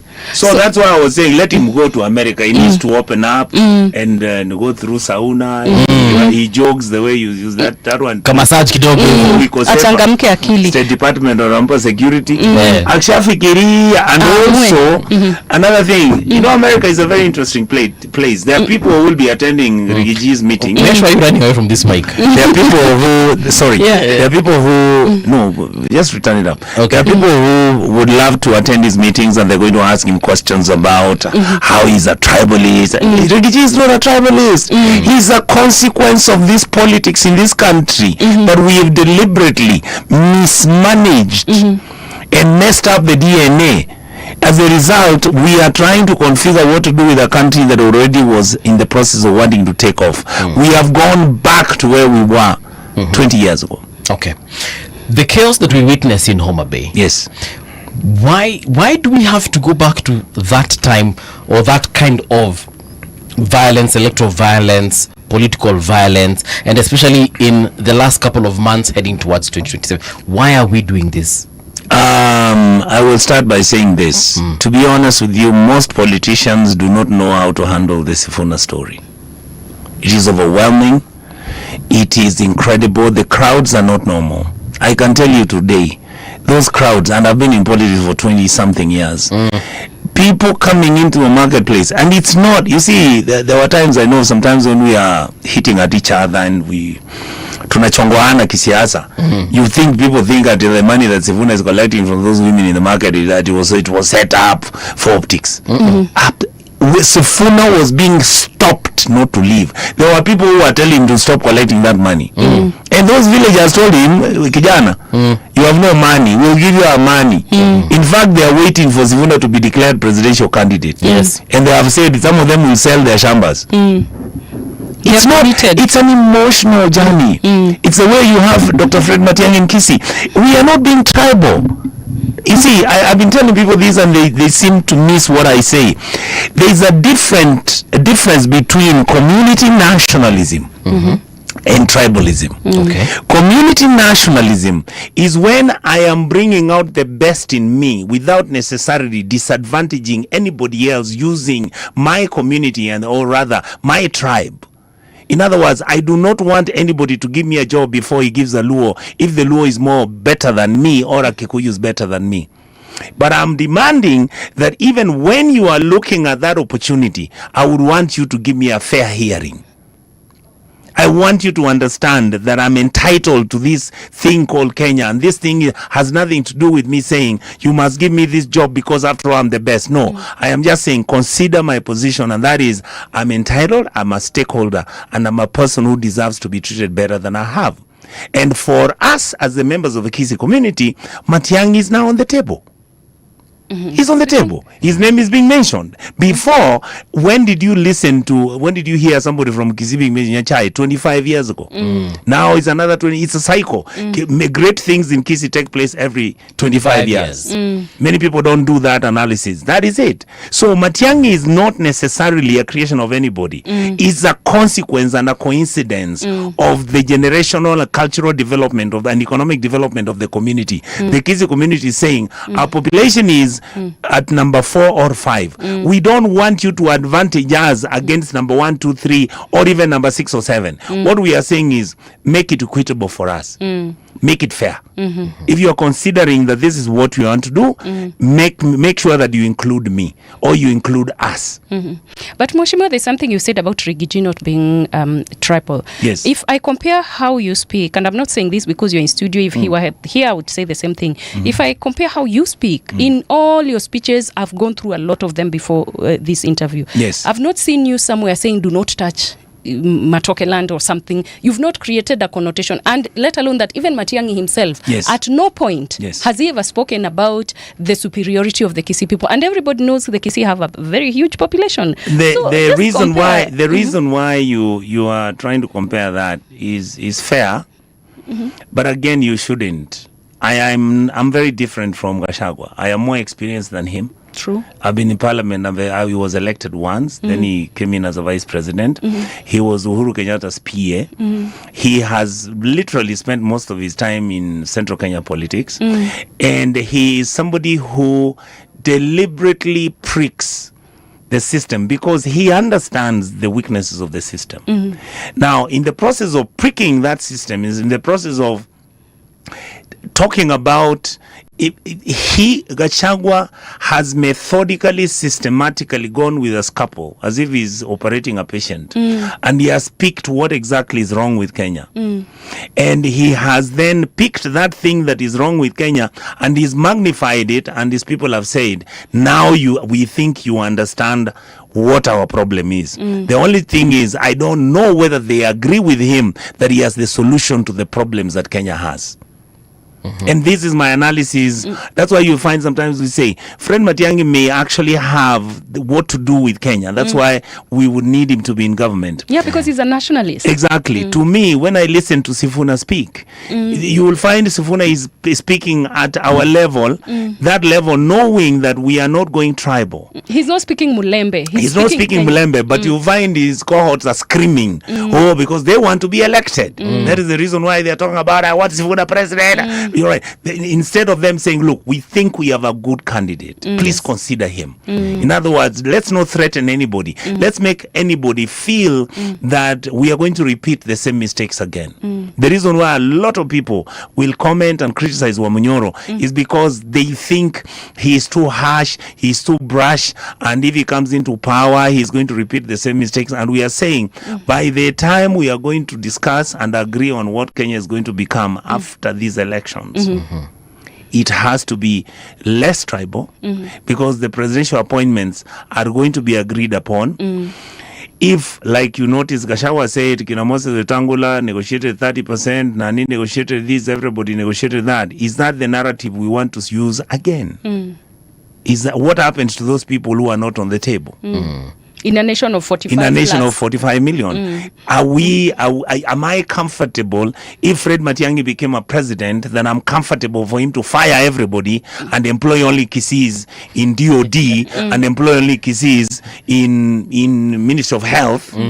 Absolutely not. What some of us are looking at is we want a nation state that is going to be consistent to the constitution, right, where we believe in certain values. Kenya is a country that believes in certain values. In fact, I wanted to say, other than the issues where our children were killed and these abductions have continued and all that thing, according to me, Ruto has become quite tolerant. The only thing is, he started killing people. That's when we said, oh my God, we didn't know who we got. Because even when you look at the issues that were coming up in 2024, right, I remember when I went on Citizen TV and I saw somebody had made an advertisement for kids to go to KSCC for jobs. And that video was shown. There were more than 14,000 people looking for 400 jobs. And that is when I said, look at those kids. Yes. You're talking about 7,000, 8,000, 9,000. By the time it reached evening, they had become about 14,000. Chasing after 500 jobs. As a president, wouldn't you worry? I would worry. You would worry. It's worrying. And internationally, there is international best practice on what you do when you are having challenges like those. There are things you do. Such as, let me ask you a question. Why is Nairobi dirty? I mean, do you need a Mzungu to come and tell us how we collect rubbish and collect it and put it in places and make sure we go and change it, and we have got all these technology that is available where we do recycling? And why are we behaving as if Kenya doesn't have to move from the Stone Age? It is because the corruption cartels have the control of the collection of garbage in Nairobi City County. And that is the money that is shared from the clerks all the way to State House. It is 1:30. We have 30 more minutes with this great man, Honorable Richard Momoima Onyonka, and I want to remind you that at every essence of this gentleman, every time we have heard him speaking in our mainstream media, in personal media, we always hear things that we did not expect. Mbuvi is still shocked at the 200 million. Hajarikava hiyo shock. I'm not the only one. We have Noah Sanya here saying, unakataa 200 million kuwa serious. Yes, you are serious. But let me tell you, I wish many Kenyans would cater that 200 million. We would be fast. And the movie, I've always told people, don't think I am not corrupt. I have given a police officer 1,000 shillings. Why? Because this is how the system is wired. So unless we get leaders who are coming to systematically dismantle that system, where you take a police officer and you see a police officer as a human being and consider what his grade is, you make sure you pay him a salary which is fair and reasonable and equitable, where he has got health services for himself and his family. Why would you want to pay insurance for my children and the police who's guarding me as a senator cannot take his kids to hospital? What does that do to the morale of these people? So the country our country has been made dysfunctional deliberately by breaking it down. Movie. Yes, sir. I've said this before, let me repeat for those who have never heard me. I can tell you today, Kenya doesn't know how many teachers we have in number. No. What do you mean? We don't. TSC walituambia juzi. No. They claim to have very accurate data. That's BS. Well, what do you mean? That is where we have taken the names of individuals and put. Let me use a different example. Wait, when you say we don't know the number of teachers you have, do you mean we do not know the number that TSC has? Yes. Or we don't know the number that the entire country has? The whole country has, and that including private that is TSC. That is TSC's responsibility. All private teachers are under TSC. It's only that they did not want to be employed by the government. They went. Let me ask you an example. Ruto says he employed 100,000 teachers. True? Are we true? Yeah. Okay, let's do the maths. How many counties do we have? 47 counties. Thank you. Mbuvi, you come from which county? Kitui County. Thank you.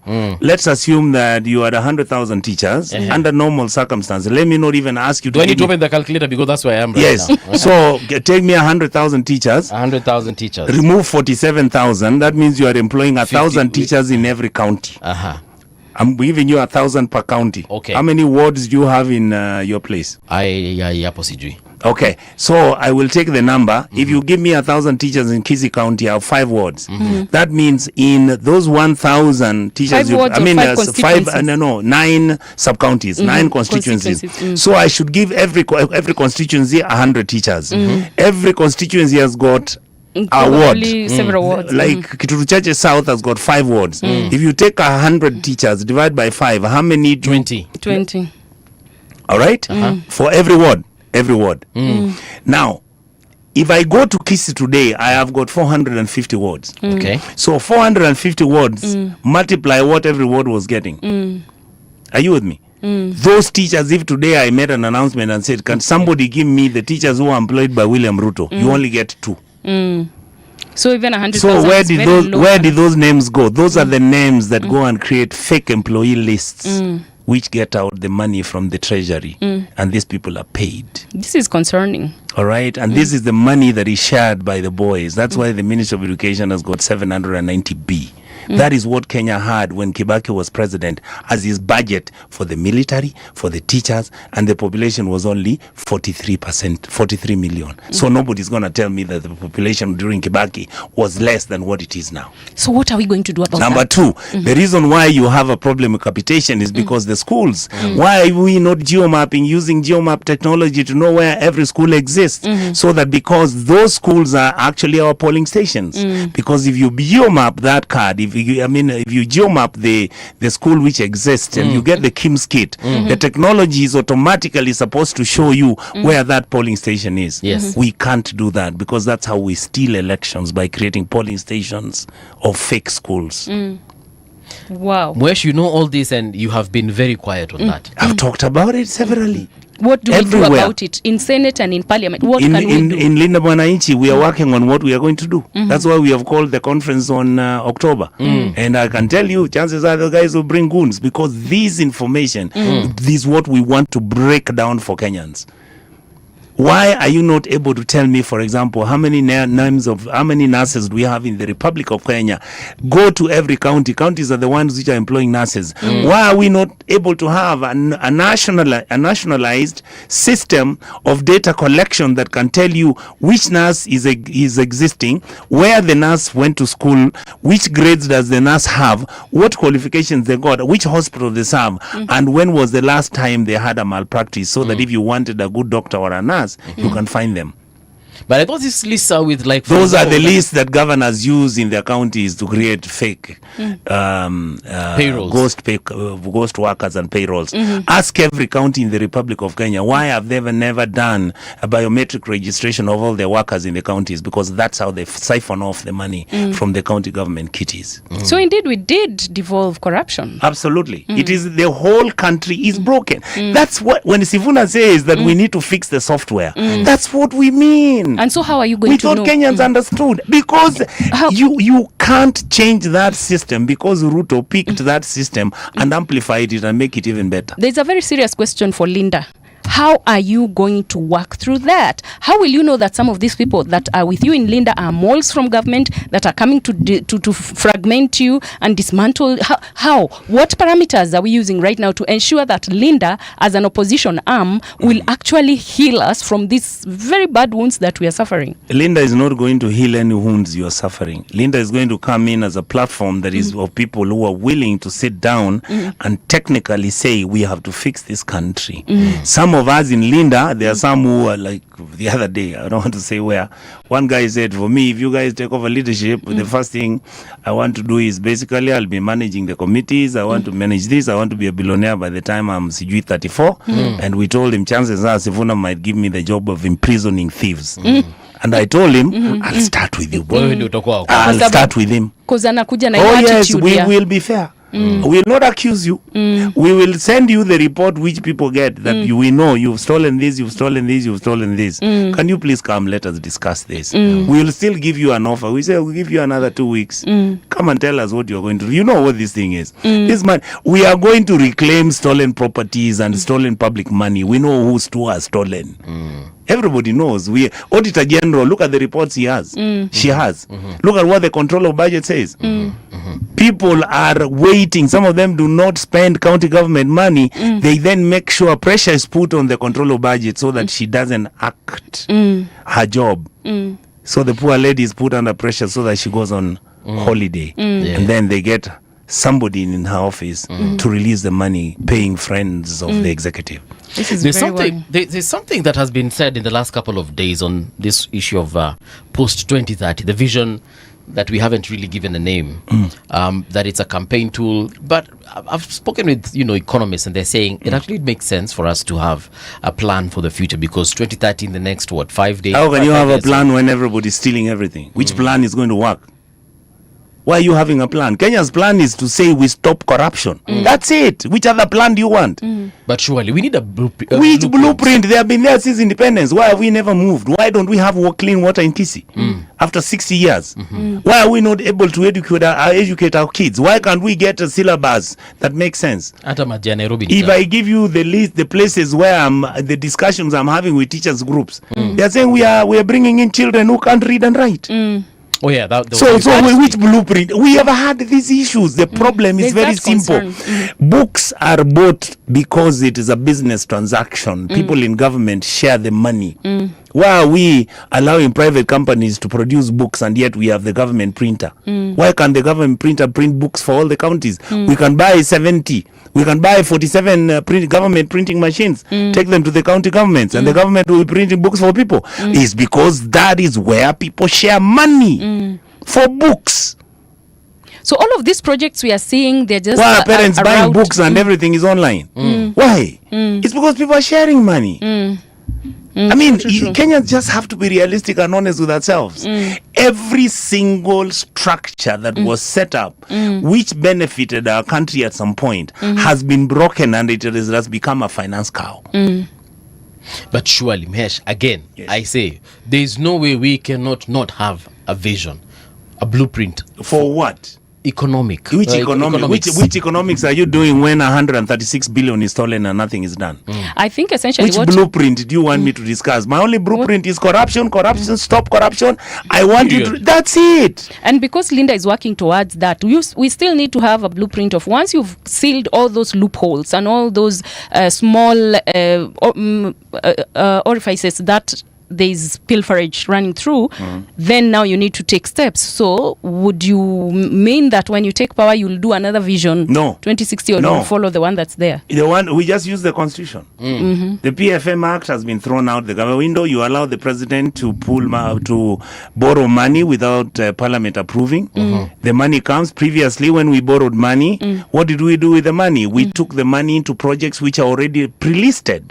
Right now, the money comes and then people decide where it's going. Yeah. So where people have got the biggest tenders, where friends are sharing the money, is where the money goes. Do you need a blueprint to stop you from doing that? No, you just need a law. You need to come up with people who will say, right now, we know you are stealing in education.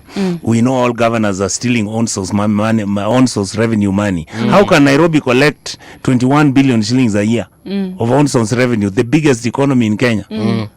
What are you telling me? And yet the Auditor General Controller Budget have said Nairobi can raise 126 billion a year. So which blueprint do you want to give Sakaja? Yeah.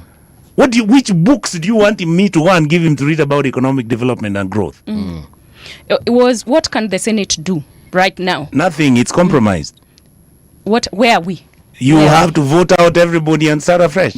Can we recall senators? Can we recall you can't. MPs? It's too late for you. We need an immediate solution. You can't recall. You can't recall because we are past the stage of the 8 months before elections. Yeah. So right now we have to we are 10 months to 11 months. But for you to organize, but for it to be organized, it will need time. You can't. So the point, and I think I've been thinking about what is it that we need to tell Kenyans. Kenyans have to understand this system is not because we are fighting Ruto. This is a system Ruto inherited. This system is a system that is deliberately designed. There was issues of distribution of farms and all that. That was historical. I don't even want to go there with Uhuru's father's whatever. After all, he was doing the first thing for the first time. So I expected him to have those mistakes. Moi came in. Then you saw Moi genuinely actually was trying to say, this land we have is too much. So he would pick government officers, police officers, and it was fair under the settlement fund trustee. It was there even during colonial times. In fact, some people say that's the fight that JM Kariuki had with Uhuru's dad. That JM came with so much money from the UK, and that money was never used to settle poor Kenyans. I don't know whether that is true or not because I don't have the evidence.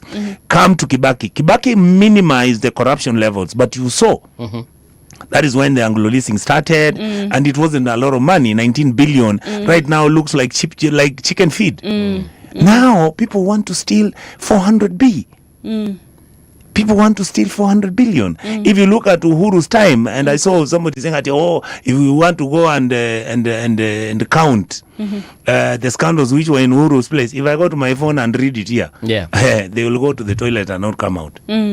Since President William Ruto took over. How much money we have lost through e-payment system.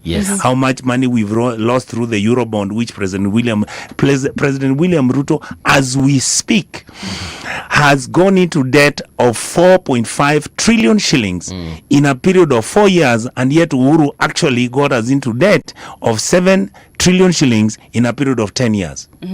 So each successive governments, it goes higher. Yes, it went higher, and that is because, and I have always been saying the truth, and I say it.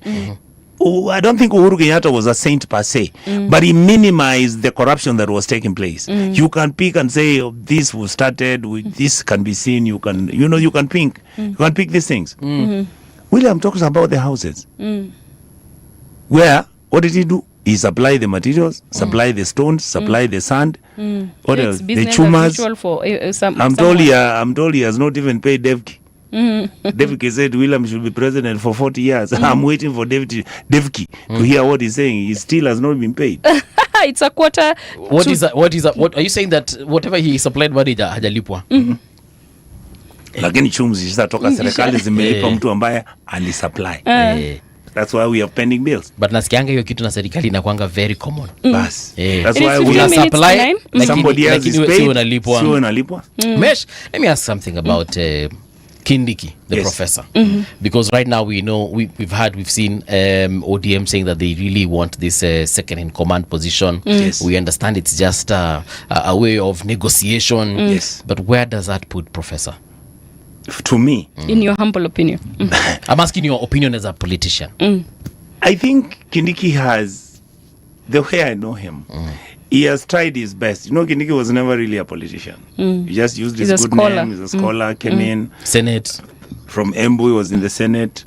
He ran through his emotions with that. Then he comes in as President William's CS. My honest and conclusive remarks are that if he had remained as William Ruto's vice president and not Rigiji, chances are he would have survived the whole period. The only problem is he may never have handled the politics of Central the way Rigiji handles it. So where you are, I don't think ODM is going to force Kindiki. He will not do it to join ODM. Number two, William Ruto is stuck between a rock and a hard place. Why? You get rid of Kindiki, then you lose the whole of mountain from the North Mountain, Isiolo, Marsabit. You cross over, you come to Embu, come down all the way and rock it down to Ukambani. Tharaka Kitui, come down to Ukambani and go to Mombasa. We share Nairobi, we share Kisumu, we share Nakuru. Now Kisumu, ODM will share half and half, and Nakuru most likely Central, because the diaspora is quite big, and will be the normal sharing. So the prognosis is bleak for Professor Kindiki? I think he's in between a catch. Ruto is in a catch 22 because of Kindiki, but Kindiki is more safer.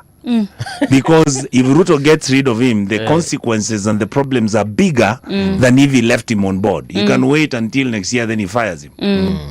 That's a tricky one. How about Kisii politics? We have not touched that, and I know there has been, those rumors saying that you and Simba Arati will go at it. You're mobilizing because Simba Arati is in ODM, which is pro-government. So there's something that is brewing in Kisii. Is it true that you are looking I'm at running for governor. You're running for I'm governor? running for governor. I wish I wasn't.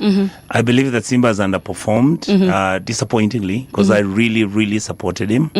I thought he was a young person, but now he behaves like an old person. He believes in war. He believes in fights. He believes in all sorts of things, and the county has not done well. So, yes, I will be running for the position of governor of Kisii County. Yes. What's your plan? Oh, as I told you, the plans are all there. The plans are there. They're the same. Just give us 5 pointers. Kisii, what do you do in Kisii? You fix health. Medicines are not available. The hospital is filthy. People are stealing money from the hospital. The food that is being eaten, the beddings which are supposed to be provided to poor people in the wards don't exist. The curtains don't have curtaining. Some of the wards have been raining inside. The only thing that is doing very well is the mortuary. The doctors are transferred unilaterally because of political reasons. Some of them are told to go and manage stores and offices which have got nothing. Kisii County trained about 48 doctors by the time Governor Ngwaya had left as governor. All of them have left because of the administration which has misbehaved, victimization and disparaging characters and behavior of the workers. These are very intelligent people. If you come to agriculture, Kisii is a net importer of onions, tomatoes, cabbages, eggs from Uganda. There's nothing that Kisii grows.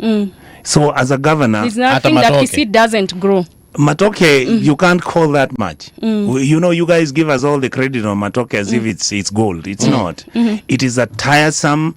The land demarcation systems have created small pieces of land, so nobody's going to grow bananas which are on an acre. You are going to grow a banana which takes a year to grow. People are planting in Kisii, which has been really an amazing, if I was to do research on that activity, where people plant trees. It is the trees in Kisii, and yet they have really affected the environment, and yet it's been a 50-50 thing. You have blue gum trees that have grown in Kisii, and you go there, it's completely green. But what many people don't understand, that is the only cash insurance that the people in Kisii had. They're very poor. They grow trees because the trees grow on small acreage. But somebody can wait 3 years for that tree to grow, and he sells it 10,000 or 20,000, depending on the size. And the interventions that are required, because we have small acreage all over the place, is to have methodologies which are benchmarked, for example, from Central. Where in Central, somebody who has a half an acre can actually keep 20 cows, where each cow is giving 30 liters a day, twice a day. That is 60 times 20 cows. You're talking about how much? 100 or 200 liters times 50 shillings a liter. You're talking somebody collecting 30,000. You've changed that person's environment. So, but in Kisii, you'll find my governor goes out and starts feeding kids milk. The milk then we discover is coming in as a milk powder, which has been imported from Dubai. And the milk, nobody inspected it. We do not know what it is. I mean, it's and then you bring machines and equipment which have not been tendered for. These machines are supposed to be doing roads. You try and find out the machines don't even have number plates because they were imported used. I write recommendations to the Senate on the floor. I've asked for the governor to come and be cross-examined. He has not come for 1 year. So what does Senate do when nothing? summons are ignored? Senate is compromised. Why? Because the speaker is the one who allows matters that are going to go onto the floor, and the committee which manages the program. I forget again. And if they realize you're bringing somebody, you're asking questions about a governor who's pro-government or who's two-term, they make sure he doesn't come. Story the story ends there. That's where your country is. That's where we are. Yes. But I think we've got something from you that you want to look at health. You want to look at also look at health. Look at education. They're basic. You don't need to do more than 5 things. Our people don't need big things. Can we start with the basics? Barabara, nothing. Barabara comes in as number 5. Infrastructure. But why? But agriculture comes top because don't forget. Yes, Kisii people have to feed. People have to feed. And Kisii is like Muranga, very small pieces pieces of land and which needs a huge population. Thank you. Yeah. So I am saying I don't want to tell you my specialty in school was economic development and growth. My conclusion after becoming an MP and a senator all this time is that we don't need manifestos. Let's pick 5 things which you do and do them well. Start from there. Because the moment you start bringing the manifestos, that is where the corruption money is put in. That's where it's put in. Yeah. Yeah, they start something called the blue economy. You are like, okay, how much? 9.6 billion for blue economy. You wait, blue economy sits 4 years. What are the results? Okay. Well, that's interesting because these are the things. Converting Kisii into part of the nation's bread basket could be one of the ideas you have in mind. Yes. Meaning you want Kisii to be a net importer of onions. No, I mean exporter rather. Other than being we're importing eggs. We are importing from eggs Uganda. So how can you have your people import eggs from Uganda? I mean, on the matters of education, Hesh, you know, I'm still beating my head around that issue of teachers. Yes. You want to tell me that these things we've been told, 36,000 teachers employed, hiyo yote unasema ni historia jaba. Ask them to give you the portal, check whether the names are there. And don't you think that's why people are I don't think I'll go counting all the names like this, but you can check. So you have friends who are teachers. So you find out whether they're on that list. If you guys were employed last year, so you can run and check this one were employed this year, because you can't use that portal. You can't have that data with TSC coming out publicly, and yet the president is the one who's giving letters to people he loves. You want to tell me there's someone who knows this information and no one is doing anything about it? It is you guys who don't read and listen to what we say. Yeah. I've said this for the last 2 years. Yes, Kenyans, can you like- see the things we come on radio and say? Yes. People think we are entertaining people. No. And yet in reality, I'm explaining to Kenyans that the country we have is so beautiful. It just needs intelligent people to work on it. It doesn't mean that these people who are intelligent are not going to make money. You can make money within the law, because the damn system is so capitalistic. It doesn't stop you as a governor to make money. But can't you make the money within the law by giving people service? True. That's what we always ask. Why can't you we? just share with the people? Yes. We can. We can. Why and can't should. we have Nairobi being clean? What is wrong with us not cleaning our streets? Why is Kenyatta National Hospital having pending bills? Because we go and employ people based on our tribal basis. We don't employ technical people because the damn place is such a big outfit. It's such a big conglomeration. And yet the committees that are responsible, that are supposed to visit Kenyatta, I'm in the health committee. When did I visit Kenyatta last? A year ago. So if you are visiting a place every year, once a year, what oversight are you going to do? The oversight is deliberately been broken down, because that is the place where people share the money. Nobody ever goes to check how many people have we lost this year. What did they die from? Is it neglect? Is it food? Is it medical? Is it medicines which were prescribed and they were not good quality? Is it medical malfeasance? Is it medical malfeasance? These are the issues, my brother. And as a senator and an opposition voice, a very strong opposition voice, I must insist, what is your assessment of the biggest danger that we are having as we approach the election? Could it be government overreach, like the government is getting too much into things, or opposition fragmentation, the lack of unity in the opposition? I will ask you this. If you look at what happened in Homa Bay, and you look at Gachagua and Kalonzo walking around and are saying, Gachagua saying, I've decided it is Matiang'i. It is Kalonzo's going to be my candidate, and in fact the running mate could be Sifuna or whoever, or I want Ndinyoro. That is not the threat to this country. The threat to this country is the deliberate attempt by the government to make sure that you are bringing in individuals who are armed to stop political activity and to allow people to speak. For them to come in, this thing now we are calling goons. It's what Mbuvi was calling goonism from both ends. Yeah, that is true. Our goons are not to attack. Our goons have always been to defend ourselves. The reason why we are getting people to defend us because the government has failed. So the argument we are making, Mbuvi, is very simple. Kenyans, we are cautioning you. If this government does not stop the activities of hiring young people who are frustrated, who have no jobs, jobless, who are basically being told that on a daily basis, we are going to have political rallies coming. You can join this group and they're going to give you 3,000. Today, 3,000 is good. After that, there will be another rally next week and you collect that. But meanwhile, if that doesn't happen, the job of these young people is that there are other people they'll be beating, especially the opposition people. What we are telling people in Kenya is this. They will deal with us, yes, and finish with us. After they're finished, they'll come for you. Mhesh, Linda Mwananchi itakuwa pati lini? In the next 3-4 days, you'll see something. Really? Yes. Awesome. We are done. We are done. We are really looking forward to that, and especially with a name or a different one? We are done. Don't worry. We are okay. We await the unveiling. Mhesh, remember, I'm on speed dial. Let me know like 2 hours before so that I can come and cover Mbuvi, that. Yes, don't cry. It's coming. No, actually, no, I'm not crying, because I remember Senator Sifuna over the weekend. Yes. He was attending this funeral of the wife of Boni. the late, yes.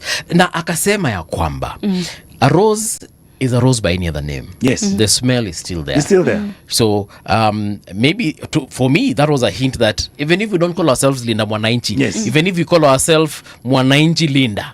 Actually, what I can tell you is very simple. Yes. Our team had about 5 political parties which are waiting to be given. We knew how, I told somebody the other day, we know President William Ruto, we are Raila's best students.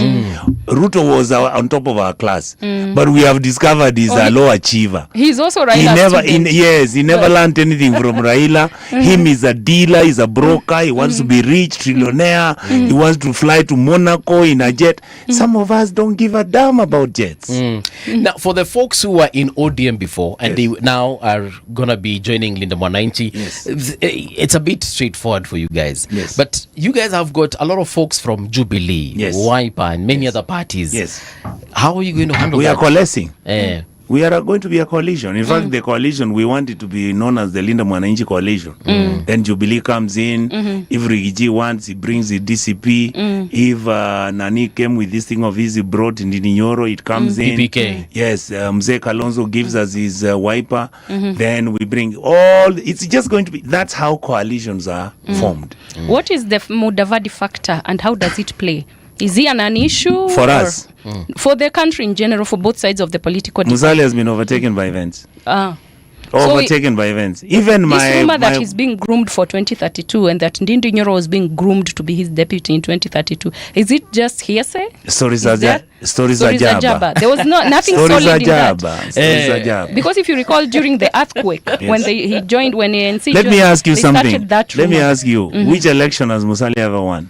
Probably MP for Saboti. So why would somebody want to make him a president? He's never been elected. No.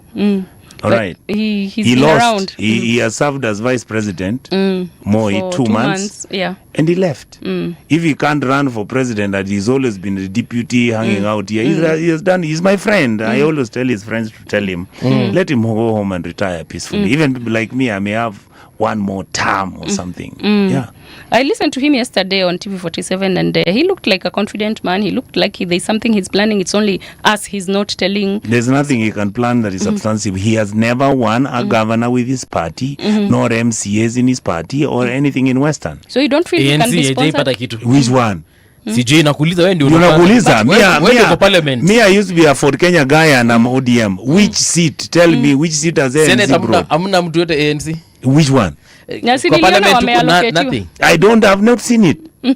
Me, I have not seen a senator from ANC. So I have not seen one. No one nominated from ANC. Which one? Tell me. They got a nomination slot or which something. one? Because niliona kwa political parties allocation they were given something. Can they be given something when they don't have it? Is not a parliamentary party. I asked party. you, which party have you seen? We have to come to an end. No, I'm asking you, show me which member that ANC has brought. But let me say this movie because we are finishing. I want to say that I think these conversations, without trivializing them, are substantive. I believe that, first of all, I want to thank both of you. You're doing an excellent job.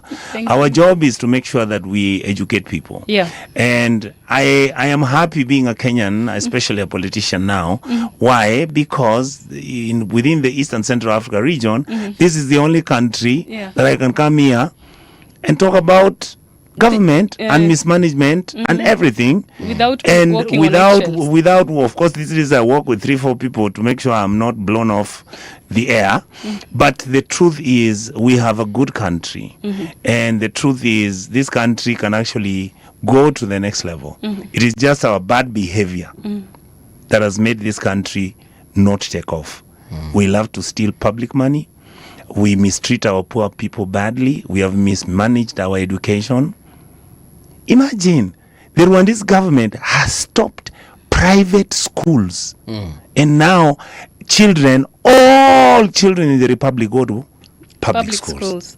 Because they are whether your father is a minister, whether he's a doctor, whether he's a whatever, you take your child to Kamukunji Primary School. That is how you create a cohesive community. What you people have done in Kenya, we have picked group of schools as the model because we want our children to either go to London School of Economics and go and live in Runda. You know, you are assuming your children are going to be these wealthy guys. No. We need basic education that makes our people who are going to be left behind this country to manage it responsibly. Let me ask you one of the CAF one, because you mentioned health. It's a Yes. bit diverse from what we were talking about. Do you feel we did wrong devolving health? No, Mhm. it It is the should stay people. there. It is the people managing these devolved functions who are completely corrupt, and they're the ones that must be dealt with. Once you deal with the corruption at the national level, cascade it down to the county governments, Kenya will run. Absolutely. Kenya will run. The problem we have Is is management. that. I mean, look at my brother. Let Yes, me sir. ask you, county governments for the last 15 years have received 1.5 trillion shillings. Boss, that is serious money. Okay. That's serious money. That's very serious And money. yet, what do we do? People just laugh at it. People are going to look at you guys are here, Kilimani. Yes. I can count for you how many guys, governors and their officers own these houses you see here. Yeah. Yes. Okay. The goodness is they didn't run with it to Switzerland Yes. because even there these days they are chased away. But at least they are putting some of the money Locally. around. You saw Northeastern Kenya what their governors are doing, and it's not a lie. But there are some who have reasonably done something. Like Yeah, Mahesh, you're right. Now, Governor of Lamu, Issa Timami, Yes. is actually an ANC party leader. Yes. Is he party leader or what? Deputy, But he's an official. ANC elected official. At least hiyo nimepata na nimeambiwa na one of no, our audience I members. didn't say that ANC didn't have any people elected. What You I just said said they in are the random. Senate Hakuna huko. So National Assembly sijui kama wana mtu moja sijui I don't know. They are random like Hakuna this. kitu hapo. Wao na DCP ni level moja. Hakuna kitu hapo. At least these people are olkalao. But Mheshimiwa, asante sana. Thank you. Let's do this again soon. Thank you so much. I'm is- available. Yeah. I hate coming here in the evening, but I am more comfortable being here with you guys. Thank you. And I keep, tell you, it keep is doing such an the honor. excellent job and you guys keep it up. It is Alright. such a normal. You are a chip of the old block. Dr. Zachary Onyonka raised an awesome son. Thank you so My much. father was a very, very unique person because he didn't want me to assume anything. So I think I've done what I could do. Oh, you've done him proud. Folks, see you tomorrow morning, bright and early. Radio generation, the sound